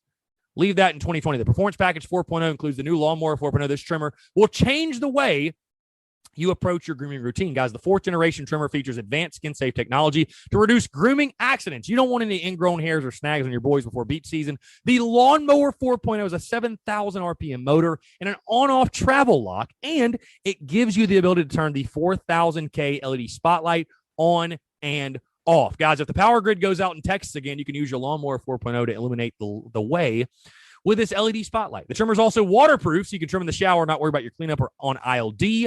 The Performance Package 4.0 also includes the Weed Whacker to chop your worst weeds up top in your nose and ear. The Weed Whacker is also waterproof and uses a 9,000 RPM motor-powered 360-degree rotary dual-blade system. This nose and hair trimmer provides proprietary skin-safe technology, which helps prevent nicks, snags, and tugs in those sensitive little nostrils of yours. Guys, use the Crop Preserver Ball deodorant and Crop Reviver Ball toner to keep you on your game in the heat. Guys, Manscaped even threw in 2 free gifts to their Performance Package 4.0, the Manscaped Boxers and the Shed Travel Bag. Bring your comfort in boxers to another level. Guys, the Shears 2.0 is a luxury 4-piece nail kit featuring tempered stainless steel tools, and it includes slashed-tipped tweezers, rounded point scissors, fingernail clippers, and a medium grit nail file. You're probably wearing flip-flops and people don't want to see those nasty unclipped toes of yours. Guys, get yours today. Get 20% off and free shipping with the promo code TSUS20 at manscaped.com. That's 20% off and free shipping with the promo code TSUS20 at manscaped.com. Tame that summer swamp in your pants with Manscaped. Again, guys, appreciate you all tuning in. Now enjoy this conversation with Brett Ciancia of Pick Six Previews. All right, joining us today on the Spurs Up Show, guys. Very excited in the spirit of preseason magazine season. Of course, you guys know a couple of weeks ago we talked to Phil Steele. You might remember from last year, friend of the show, we had him on, does a fantastic job with Pick Six previews, which if you have never checked out Pick Six previews, I highly recommend it, guys. You're not going to find, I'll just go ahead and say, you're not going to find a more in-depth or accurate magazine on the market right now. Nowhere else you can find this. Brett Ciancia, the founder, the owner of Pick Six Previews, good buddy of mine, friend of the show. He joins us once again to talk Gamecocks football. And of course, Brett, I know you're a really popular guy right now with media days happening. And I'll say this, Brett, it feels really good, which by the way, appreciate you taking the time, but it feels really good to be chatting with you right now. When I think back to last year, it was almost a year to the date. How much different things were. And we didn't even really know if we were going to have a season. You and I both stayed positive, though, held out hope. We all know what happened. The rest is history. But Brett, again, thank you so much for taking the time. Really appreciate you doing this. Yeah, thanks for having me on, Chris, again. And you're right to bring up last year where it was pretty negative all summer. Me and you were trying to keep it positive, trying to find a feasible way for the season to happen. We got somewhat of a season. I mean, hey, we crowned a national champion, we crowned conference titles and a Heisman winner. So it was a complete year. But yeah, definitely more excited for 2021 with the return of fans to the stands. I think this is the most anticipated college football season in my memory. So I think just from reading off of the vibe of college football nation right now. But yeah, so you're right. Once the confetti drops in January on the national title stage, I begin my preparation and work on my annual season preview book. So I launched here in 2012. It's my 10th season. And over those first 9 years, I've been graded the most accurate Power 5 preview in America. That's compared to all the magazines that you see on newsstands, everything else online. My Power 5 predictions were number one. So, and then after 2019, I got my Heisman Trophy ballot. So really excited to be back. I can't believe it's the 10th annual, but this one was the most fun to put together given how exciting the season's going to be. Yeah, no, absolutely. I think the place might cave in Williams-Brice Stadium on September the 4th. And I don't know if there's ever been a highly anticipated matchup for an FCS opener for the Gamecocks than there is this year. But obviously with Shane Beamer being a first-year head coach and the optimism, excitement he's brought, which we're going to get into more in a second.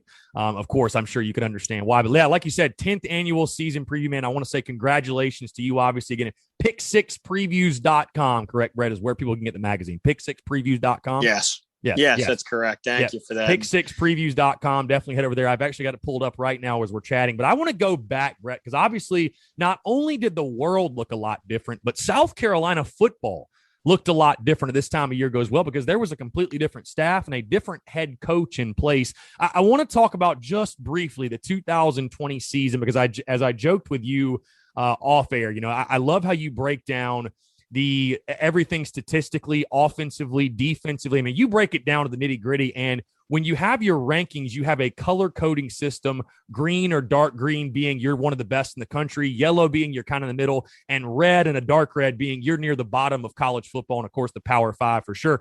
There is a lot of red and dark red when it comes to South Carolina statistically, especially on the defensive side. But the 2020 season, again, when we talked a year ago, Will Muschamp was coming in his 5th year. And I know a lot of our conversations, centered around what he had to do to, maintain his job, if you're going into 2021, coming into this season. But were you surprised the Gamecocks pulled the trigger on him when they did? Were you also surprised in the amount of coaching turnover? Because I think many of us at this time last year said, oh, COVID, it's a mulligan, with the economic ramifications and all that, that nobody will make a change.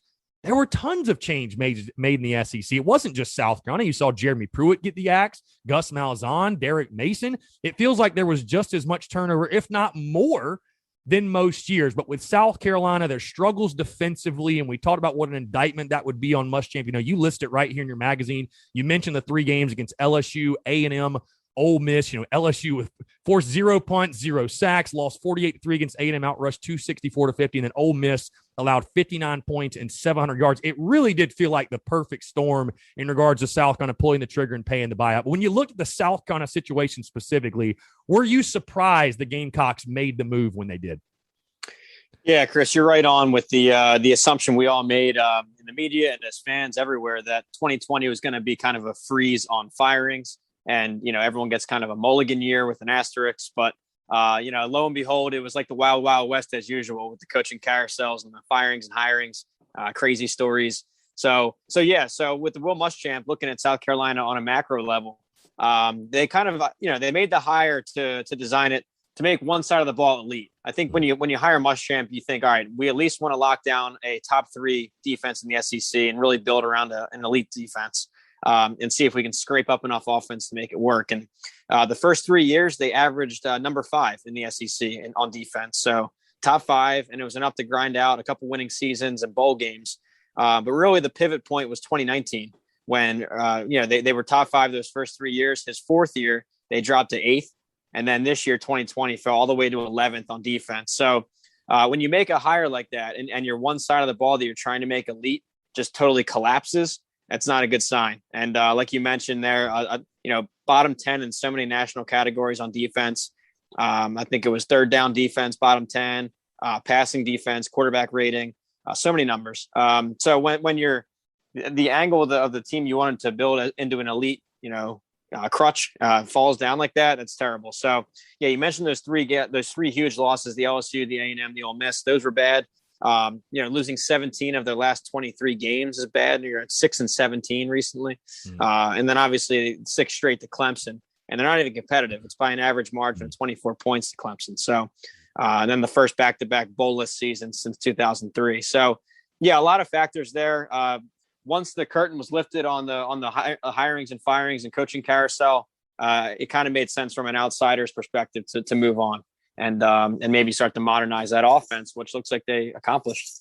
Yeah, before we get into Shane Beamer, Brett, I want to stay on 2020 because you mentioned the defensive statistics, and I can't just help stare at them right here in your magazine. And as a football guy, how shocking was it to you how bad the defense was? Because you look at last year and you talk about in your magazine, and of course, others have talked about, J.C. Horn, Israel McQuamu, John Dixon, Jamie Robinson. It just simply, with that defensive line as well, it just simply did not make sense. Just how porous they were. And, I know you talk about, maybe they're going to try to simplify things. And yes, that sounds like coach speak, but it just, the talent they had on the roster on the defensive side specifically, and the numbers, they just don't add up. Because 2019, if you remember, Brett, they got a little bit of a pass because people said, oh, the offense was so bad, it put them in really bad position. There was no excuse for a defense last year. They gave up 36 points per game and 452 yards per game with the type of talent they had on that side of the ball. You saw it in the NFL draft with both J.C. Horn and Israel McQuamu getting drafted. How shocking was that to you, how bad they were on that side of the ball? Yeah, it definitely was. Well, first off, when you look at the recruiting trend, just for some kind of talent background, on a high level, they're top 20. They're top 20 over the last couple of years, last 5 years, 3-year average, everything. So, you're starting with a core of a top 20 recruiting base.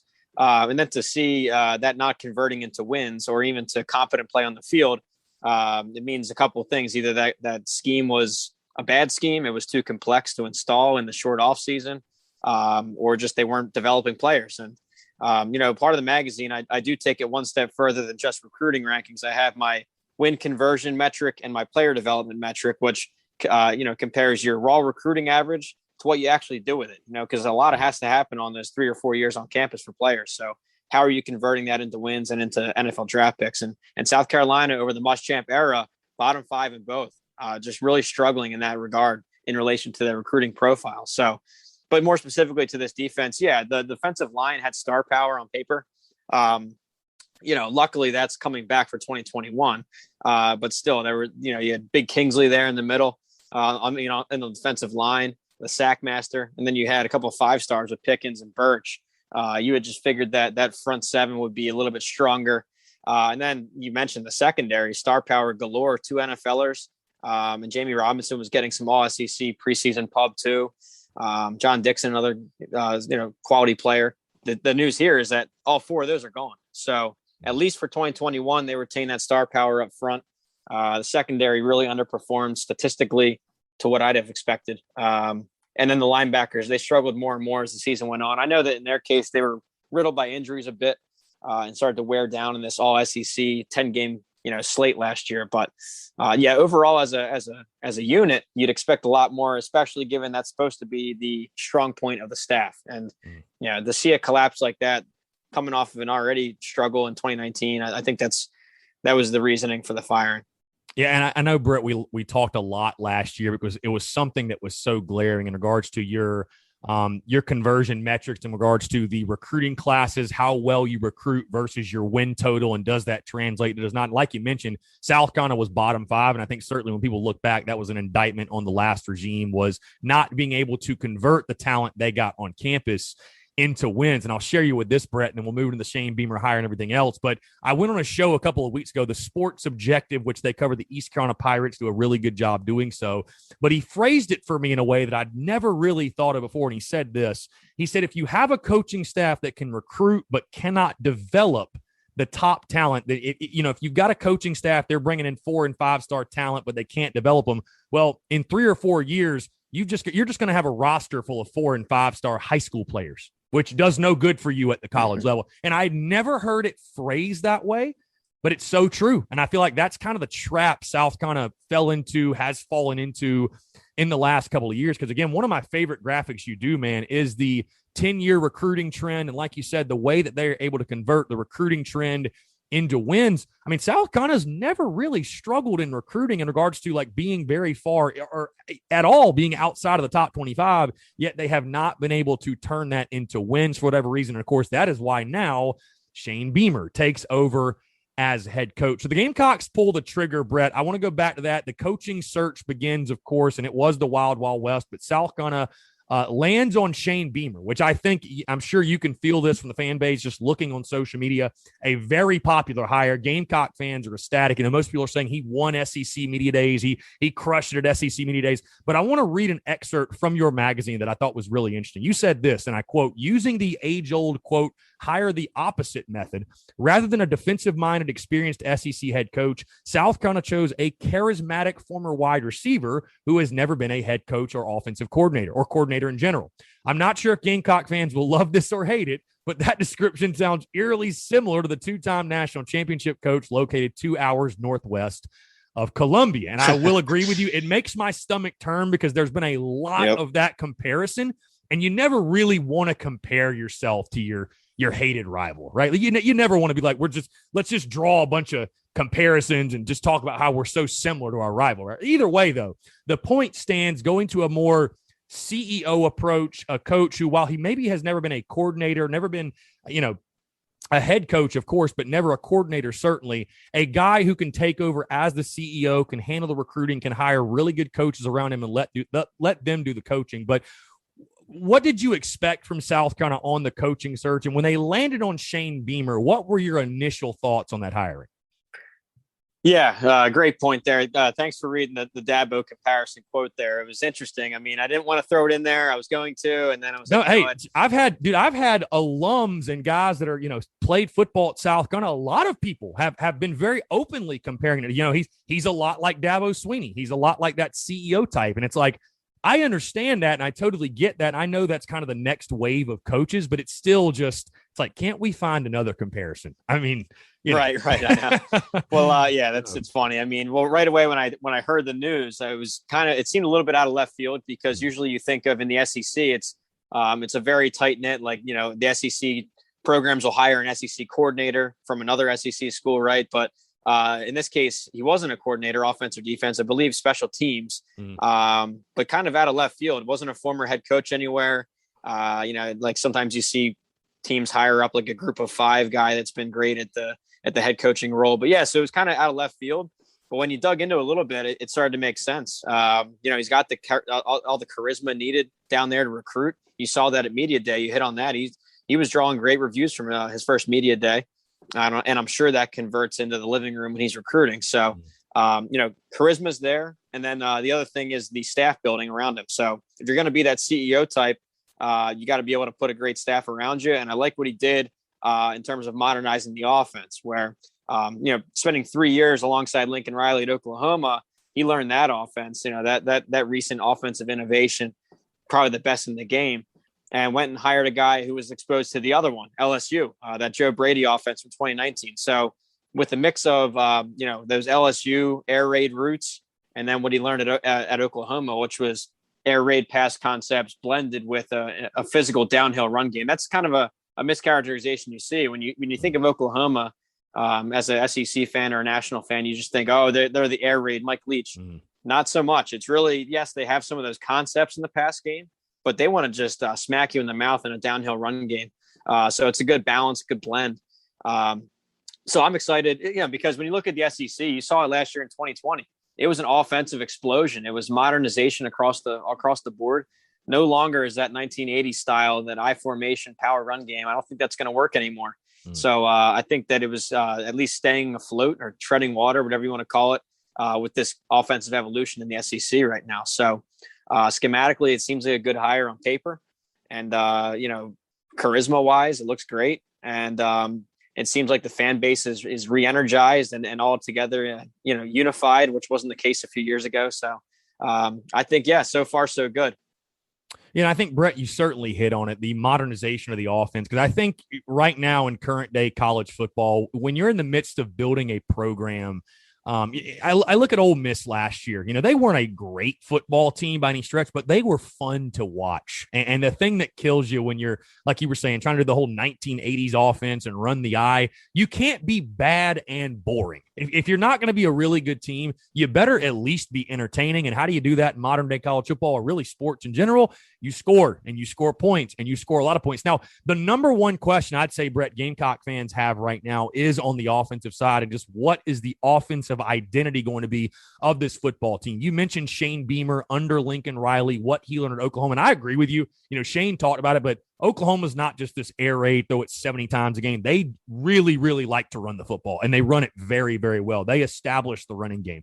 And then you talk about Marcus Satterfield, a guy that I think Gamecock fans had sort of some mixed emotions about. He wasn't maybe the high-profile coordinator hire that some were clamoring for, but obviously is a veteran of the game, spent time under Joe Brady. And I believe, Brett, this offense, what Shane Beamer and Marcus Satterfield want to do, maybe isn't necessarily what they're going to do, at least to a full extent this year, because I really do believe, and I think fans are actually excited for this, you've got to play to what your personnel allows, and I expect Shane Beamer and Marcus Satterfield to do that again. It's no secret what the Gamecocks offer offensively with Kevin Harris, Marshawn Lloyd, 4 or 5 starters in the offensive line back, deficiencies at wide receiver, but a very athletic quarterback in Luke Doty. What do you expect offensively from the Gamecocks? Do you expect them? I think they should probably be a 70-30 run to pass team. You'd like to be more balanced, I understand, but this team, its strength is running the football. It starts there with South Carolina. I believe, Brett, I'll put this out there.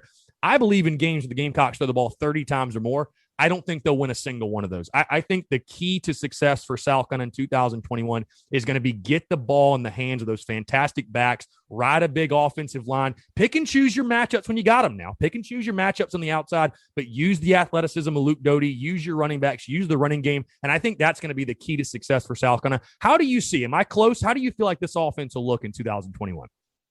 Yeah, I think you're close. I think that their end goal as an offense is what you picture at LSU in 2019 and what you've seen in Oklahoma the last couple of years. And when you look at those rosters, really what stands out is a total arsenal of firepower at receiver. Just NFL guy after NFL guy, 5-star receivers, like they can go 8 deep at receiver. So, to get to that final evolution of the offense, I don't think South Carolina's there yet. You mentioned it looks like somewhat of a deficiency at wide receiver right now. I mean, there's a lot of familiar names there, but injuries and drops and a lack of development really has held them back. And you lose Shi Smith, who had such a high proportion of those targets and receptions. One of the most unbalanced I've seen, actually, when you look at all these rosters. He had, I think it was 57 receptions compared to the other guys had like 30. So yeah, you said the next 4 behind him had a combined 35 catches. The leading receiver coming back this year had 11 catches a season ago. So, I mean, you're right. Yeah. It was complete just discrepancy there. So not just even in stats, but in drops and performance, it just I don't think that they have that elite stable of receivers and firepower yet. So then the next question is, play to your strengths. This is going to be somewhat of a transition year as a program, but also as an offense. So play to your strengths. I like that offensive line, that trio of Wanham, Gwynn, and Douglas up there. They started all 10 games last year. We're able to establish a top 10 first down push in run push. They opened up holes for Kevin Harris to become the school's 9th 1,000-yard rusher. And that was without 5-star Marshawn Lloyd. So heck of a duo there. It looks like a stout run game. So I think what you do as an offense is play to that. Also play to that dual threat element that Luke Doty brings. And, he's athletic there. That's something, that dual threat element is something that South Carolina hasn't seen in quite some time. So I think you play to quarterback design runs, some zone read, some optionality of it, and power that run game home, and just see if you can start to develop some receivers. But in the meantime, before you get that full arsenal of receivers, I think just play to the strengths. Now, Brett, let's switch to the defensive side because it's really interesting. I continue to go back and forth on this. Obviously, Clayton White takes over as DC. He's implementing the 4-2-5 defense, which Gamecock fans are very familiar with. It's what they ran when they were most successful under Steve Spurrier, winning 11 games, 3 straight years, and the most successful run of Carolina football. But when you talk defense, it's very easy to look at the numbers last year, look at who they lost, and say, oh, this defense is just going to be terrible. They're going to be even worse than they were a year ago. And you look at what they return on the defensive line, Brett, and you talk about the talent, how they've recruited. I mean, J.J. Barre and Jordan Birch and Zack Pickens and Rick Sandage and Tonka Hemingway and Aaron Sterling. They add Jordan Strawn out of the transfer portal from Georgia State, who literally led all of college football in sacks a year ago. Obviously, the secondary is a major question mark, but I think Shane Beamer's done a really, really good job, as good a job as you could ask, plugging holes there in the transfer portal with Karan Prunty, who is a Big 12 freshman All-American a year ago. But I look at this defense, Brett, and while they lose J.C. Horn, Israel Mukuamu, and I don't think it's necessarily going to be a strength or a top half of the league defense, but I ask this question to you simply, Brett. How can they be any worse than they were a year ago? I mean, we're talking 36 points per game and 452 yards per game. They can still be a below average unit and be, I think, far better than they were in 2020. What say you? Yeah, I mean, the floor is pretty low there. It's going to be hard to be worse statistically than what we saw last year. I mean, you're talking about some of the worst in the conference, worst in the nation in pass defense in a lot of categories. So, yeah, I think it's only to go up from there, especially that firepower on the defensive line. I know I hit it on it earlier in the show, but definitely a positional unit that stands out for South Carolina. I have them in the top half of my positional rankings in the SEC at 6th along the defensive line. And again, it's that that duo of 5 stars that I really think takes the next step this year. You have Zack Pickens there, made an impact as a sophomore starter last year. He's going to take another step, and then Jordan Birch, the hometown kid. It's what a nice weapon for White to use in this defense, whether it be at outside backer, at some kind of edge rusher, defensive end. I think he's been playing at edge, but still, I mean, there's firepower up front. I really like it. The 4-2-5 schematically, I like it. I like that move too. It brings another defensive back onto the field, and like we just mentioned about the modernization of offenses, you're not going up against this. Teams aren't trying to beat you in a phone booth anymore. It's more spread out. It's more passing, right? So I like the trading some size for speed on the outside. So it's a matter of who's going to fill those roles, though, in the secondary. Some guys had some limited action last year and flashed some brilliance at times, but you lose a lot of veterans and who had at one time been star players. So, yeah, but the good thing, so for South Carolina and all these programs out there going through coaching changes in 2021, you at least benefit from this full offseason to implement new schemes and for the coaches to get to know the roster. You didn't have that last year, so you at least time that up well. And also, it's going to be a whole new time with this transfer portal to see if coaches and new staffs can really accelerate the rebuild process. Because it used to be, hey, you took over a program, you need 3 whole years and whole recruiting classes to really get your guys, as they call it, your guys into the program. In this case, I mean, you could do it overnight. So we'll see if they hit home on a lot of these transfers that you mentioned, if they specifically fit into the mold and the scheme that they want, and if these rebuilds can become quicker. So that's you're one of the case studies out there in this 2021 transfer portal year. So we'll see. Now, Brett, when we talk about this 2021 season, the conversation moves to first-year expectations. And I think what's different about this year than last year amongst tons of other things, but this time last year, we didn't even know what the schedule was going to look like. So I had not put my predictions out there, Brett. Well, I'm happy to say I've actually got my predictions documented. They are locked in for this season. I got the Gamecocks going 6-6, 3-5 in the SEC. And I'm going to get into your East and West and champion in just a second. You and I actually have the East picked exactly the same. So you and I are very similar thought process there, but I got South kind of going 6-6 this year. But one of the fun things about what I do and the hype train, if you will, of Shane Beamer and what he's done and what he's building in the positive momentum is keeping expectations in year one realistic. And I thought Shane Beamer, Brett, did a beautiful job. He was asked that a ton Monday at SEC Media Days, but when he went on with Paul Feinbaum brought this up and said, hey, your fan base is really excited. They're saying you're going to win 7, 8, 9 games. Like, how do you keep expectations realistic? Keep them in check. What are you expecting in year one? And I thought he did a really good job, and I'm paraphrasing, Brett, of saying, there's a reason I was hired. We were a 2-win team last year. I would be naive to say there are not holes on this roster. So that is the way I look at it. That's the way he looks at it. And I think Gamecock fans need to be patient and let Shane Beamer build his program.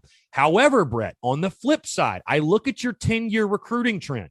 And there are many fans that will look at a graphic like this and say, eliminate the 2021 year, which, you go through a coaching change. Shane Beamer's put in an impossible situation. They brought in like 12 or 13 guys in the transfer portal that didn't count in the class. You look at the recruiting classes, 2020, they were 18th. 2019, 17th. 2018, 18th. Even with that 78th ranked class last year, the 5-year trend is 28th in the country. So some fans, Brett, will say, well, hey, we've got talent on our roster. We should go out there and win 6 games, win 7. Hell, maybe mess around and win 8. When you look at Shane Beamer's first season, I know you've got the schedule here, of course. We all know the schedule at this point. It sets up very well in the first half for South Carolina. There are some games early on. I think the Gamecocks have to win to get to a bowl game. I've already said, Brett, that the game week 2 at East Carolina, that's actually my most important game of the year. That's one that South Carolina, to get to 6 wins, they absolutely have to win. You've got swing games early in Kentucky, at Tennessee. You look at that game at Missouri. You look at that game against Auburn late in the season. Some great opportunities for Carolina football, I think, to get to a bowl game in Shane Beamer's first year. But when you look at this football team overall, because there is talent on this roster, but again, I would say there are certainly holes and deficiencies. How do you look at this team? What are realistic first-year expectations for you, and how do you project? I won't ask you to pinpoint a record, but how do you project his first year going in Columbia? Yeah, well, I think, there's still some distance between competing for the East title. I think Georgia has really asserted themselves as a playoff contender this year. Florida, of course, was, top 10 and one of the best offenses last year. So those two are kind of 1 and 2 and a pretty sizable gap. From there, I like what Kentucky has. They're a very proven commodity now with I almost called him Bob Stoops, with Mike Stoops. The way that they built up this power running attack and this offensive line keeps reloading. I like them at 3. Then, from 4, 5, and 6, that's kind of wide open, to be honest. I think that I ended up putting Missouri 4th. I liked that they had some continuity with their coach, a 2nd-year bonus with Drinkowitz, enough talent across the way. But really came down to a 5th versus 6th debate for me between South Carolina and Tennessee in the East. And I sided with South Carolina. I put South Carolina 5th there. I liked what they had on paper compared to what Tennessee has. I think the transition that Beamer's undertaking, I think, will be a little bit more seamless, a little bit easier of a transition than what Tennessee's trying to do. Total revamp of their offense. I mean, I'm talking going from that really old-fashioned style to the UCF hyper-tempo system. I don't know if that's going to translate. Plus, so many of their star players transferred out. 26 roster guys transferred out. 26 scholarship guys. I mean, the most we've seen ever in a cycle. So Tennessee's going through a massive transition. So I like South Carolina right there in the middle of the pack of the East. And you're right. The way the schedule unfolds, there's some winnable games in the first half. A very, very decent shot at going 5-2 to open it up, heading down to Texas A&M and in their 8th game. The FCS game, of course, you win that one. I'll be honest, I don't know much about East Carolina. I don't include the AAC in my book. I know that they always play some teams tough down there, but I assume you'll win that one. So 2-0, and then you're talking Georgia, Kentucky. I think that's probably 2 losses this year. But here's the important part. This early October, if you can take care of Troy and Vanderbilt and win that swing game at Tennessee, you're talking about a 5-2 start to the year.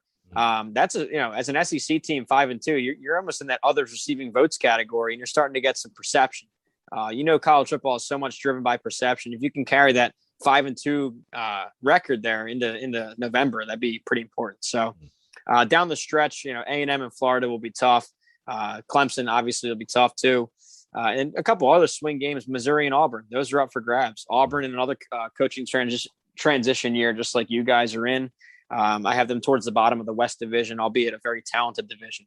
So, I see it. You're right on the head with 6. I see 4 guaranteed wins. I see 5 pretty much lock losses right now. And the 3 swing games would be Tennessee, Missouri, Auburn. You win 2 of those, you're bowling. So that's how I see it shaking out. But high enough to strike up to 4th, I think, in the SEC East. Yeah, I think anywhere between 5-7 and 7-5 is a fair pick for this South Carolina team. And like you said, it'll all come down to those swing games, like you mentioned. I couldn't agree more with you, Brett.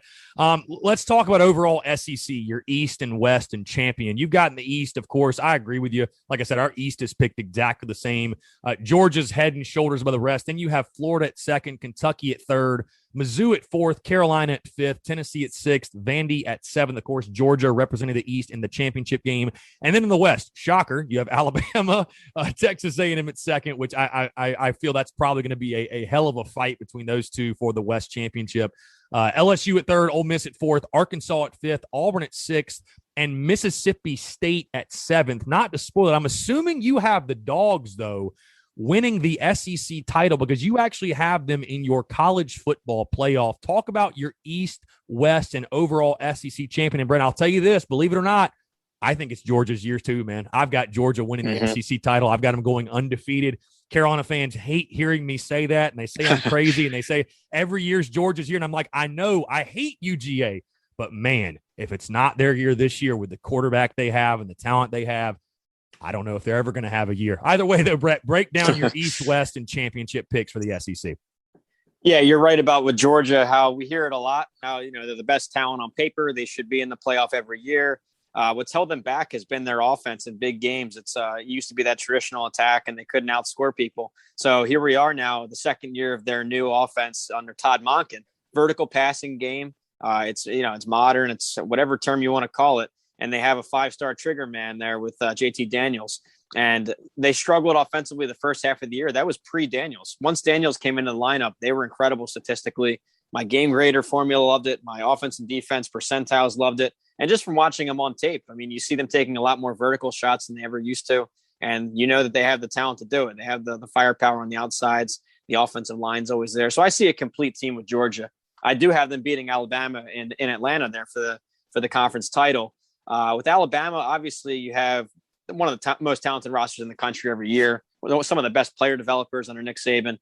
The difference, though, this year, they lose so much. They always lose a lot, but this year it's too much to handle. It's 3 Heisman candidates gone, 2 more All-American linemen gone, offensive coordinator gone, and then multiple first-round draft picks. I think 6 first-rounders overall gone. So, hey, they're still the best team in the West on paper. I think it's a safe bet as a prognosticator to put them first. But I do like Georgia better coming into 2021. From there, it's a very crowded division in the West. A&M I have 2nd, but number 8 overall nationally. LSU 3rd, but 11th nationally. And Ole Miss 4th and still in the top 20. So I have 4 teams there in the top 20 from the SEC West. A lot to like at each one of these. A&M, their defense is going to carry them this year. And it's really, if they hit a home run with that Haynes King, the new quarterback, replacing Kellen Mond, it's kind of an unknown right now. But, hey, if they hit a homer with him, they could win the West. LSU, I hope everyone got their jokes in on LSU last year when they were going through the all-time transition because this team is just loaded with talent. They're a top 5 recruiter in the 5-year and 3-year trend. I think it's like 20 starters back and just stockpiled at every position. It's, breaking down each position group for them, they're loaded. They can make a run. I like their coordinator hires too. They kind of fix some issues there. Ole Miss, Lane Kiffin really overnight, he installed an incredible offense. Matt Corral, the leading returning quarterback in quarterback rating in the nation. And, a stable of receivers, a great running back duo there too, with Ely and Snoop Connor. So like what they have and really address some concerns on defense for me. It was a terrible defense last year, let's be honest, but they signed not only the number 1, but the number 1 and number 2 overall JUCO defensive tackles. So they really fortified the center of that defense, that core of the defense, good enough for a top 20 ranking. And then from there, you have teams going through the second year bonus, as I call it, with Arkansas and Mississippi State.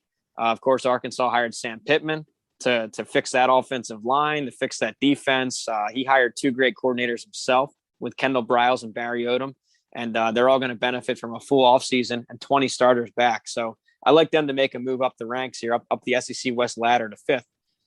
Mississippi State was another one that's going through that second year bonus. I went back and researched, how important that second year is to Mike Leach and his systems at Texas Tech and then at Washington State. And on average, their second year, he adds 11 points per game and about 100 yards of passing per game. And it's not a surprise because he harps on this and his offense says, hey, it's just a sheer amount of reps. It's reps in practice. It's timing. It's just running these core of concepts a million times. So they didn't get that in 2020 with no preseason. So they get that this year. But, as life is in the SEC West, I think that they're still in last place. They can make a great jump and still be last in this crowded division. Auburn, like I said, a coaching change team. I still have sixth, right above, a shade above Mississippi State. So very, very tough division this year. I think it's the best in all of college football this year. It's held that title for quite some time, but really this year it's flexing its muscles. Now, Brett, I know we got to get you out of here, but really quick, your playoff picks, because I remember specifically a couple of weeks ago, you had said, promoting the magazine, you've got a playoff pick that nobody else is going to have in their top four. We're thinking to ourselves, all right, yeah, cool, sure, whatever. All right, whatever. But you look at your playoff picks. I'm going to read these off. You have Oklahoma as the number 1 seed. Fine, no issues there. Georgia, number 2. Cool. Ohio State, number 3.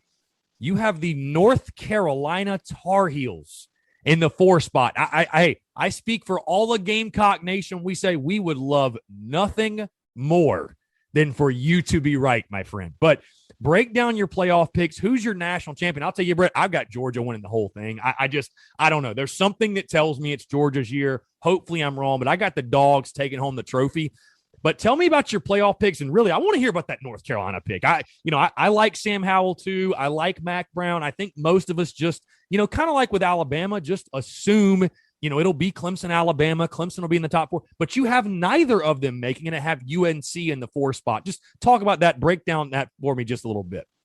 Yeah, for sure. That was definitely the headliner. It's getting a lot of attention, and it's not just me throwing stuff against the wall. I mean, in 2019, I was the only publication out there to call for Alabama to miss the playoff, and that came true. Last year, I was one of the few to call for Oklahoma to miss going through their transition, and that came true. So some hits here and there. But with this year, real quick at the top with Georgia, we hit on. With Oklahoma, finally, they have a defense to pair with that elite offense, and it's the second year with Rattler, second year with that great offensive line. I think they run away with the Big 12. And then with Ohio State, just one of those playoff dynasty programs that reloads every year. The difference being there's really no challenger this year in the Big 10. So even if they trip up once as a young team early, they're still going to ride through at 12-1 and make the playoffs. So it comes down to this 4th spot. Many would just pencil Clemson right in. I think, in fact, every single magazine out there has Clemson in the playoff. What I see there is a couple things. Well, first, the changing of the guard at quarterback, going from the first overall draft pick in the country in the NFL to a new guy who's only started 2 games. And yes, did DJ play well in those 2 games? He played fine. But there's no guarantee that this changing in the guard doesn't miss a step. There's also no depth behind him because a lot of those great backups transferred out. So not just that, but ETN is gone. The offensive line took a step back last year. That was uncharacteristic of Clemson. And then their defense kind of got exposed big time by Ohio State, something we hadn't seen from them since 2013.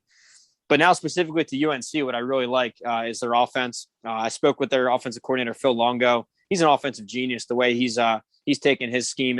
Also similar to Lincoln Riley, which then I guess would be similar to Beamer if you want to, go transit the property. But it's air raid pass concepts on the outsides, downhill run game in the middle. He's got a Heisman candidate, Sam Howell. I'm sure everyone's heard of him by now, but making incredible jumps from first to second year. I look for another one here in his 3rd year.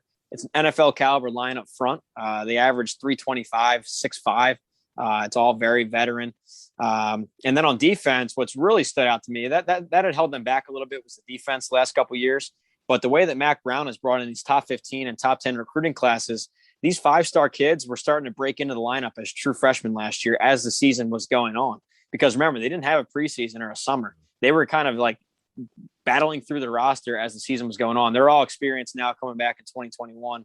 And I love what they have. And the last bit on them is their schedule. This really stood out to me. It's a very manageable schedule where their big non-conference game is Notre Dame, who I think is going to take a massive step back, losing 4 linemen to the pros, Ian Book gone, defensive coordinator gone. So I think they win that one. They missed Clemson in the regular season, and their big threat in the Coastal is Miami, who they beat 62-20 last year. So they're going to be favored in all 12 games, Vegas-wise. If you're into the betting angle of this, they're going to be favored in all 12. Now, can they avoid an upset? We'll see. I think they go 11-1 in the regular season and get to that play-in game, if you will, with Clemson, a win-and-in scenario, and they have the firepower to do it. So I'm taking UNC. It's way off the grid, but really not so much when you look at these win totals and look at these Vegas spreads game to game. They're going to be favored a lot this year. Hey, Clemson not in the playoff. That's all you got to say to me, man. I love it. Brett Ciancia, always a pleasure. Hey, last thing before I let you go, Brett, if South Carolina is going to go bowling this year in Shane Beamer's first season, in your opinion, what has to go right? I think the receivers step up big time. I think that the receivers really take a step forward. Some young guys emerge, maybe DeCarrion Joyner, some X-factor weapons come out of the woodwork because that'll really help, move guys out of the box, keep safeties honest on the outsides and let that run game flourish because you got to have each piece of this puzzle on offense. And obviously the O-line and running backs are there. Doty's got raw potential, top 100 potential. We need that receiver group to step up. For sure. He's Brett Ciancia, Pick Six Previews. Pick6previews.com is where you can get the magazine, the most accurate and best magazine in the game. I'll say it. Brett, always a pleasure, man. Let's do it again soon. Appreciate you. Oh, of course, Chris. And, I mutual respect. I mean, I appreciate what you built from the ground up there with the Spurs Up show and your brand and your company. Like me, you're a one-man machine, a one-man operation. So a ton of respect here from Pick Six Previews. And we'll talk soon, man. For sure. Game, respect, game. He's Brett Ciancia. I'm Chris Phillips. We appreciate you guys tuning in, and we'll catch you next time with an episode of the Spurs Up Show.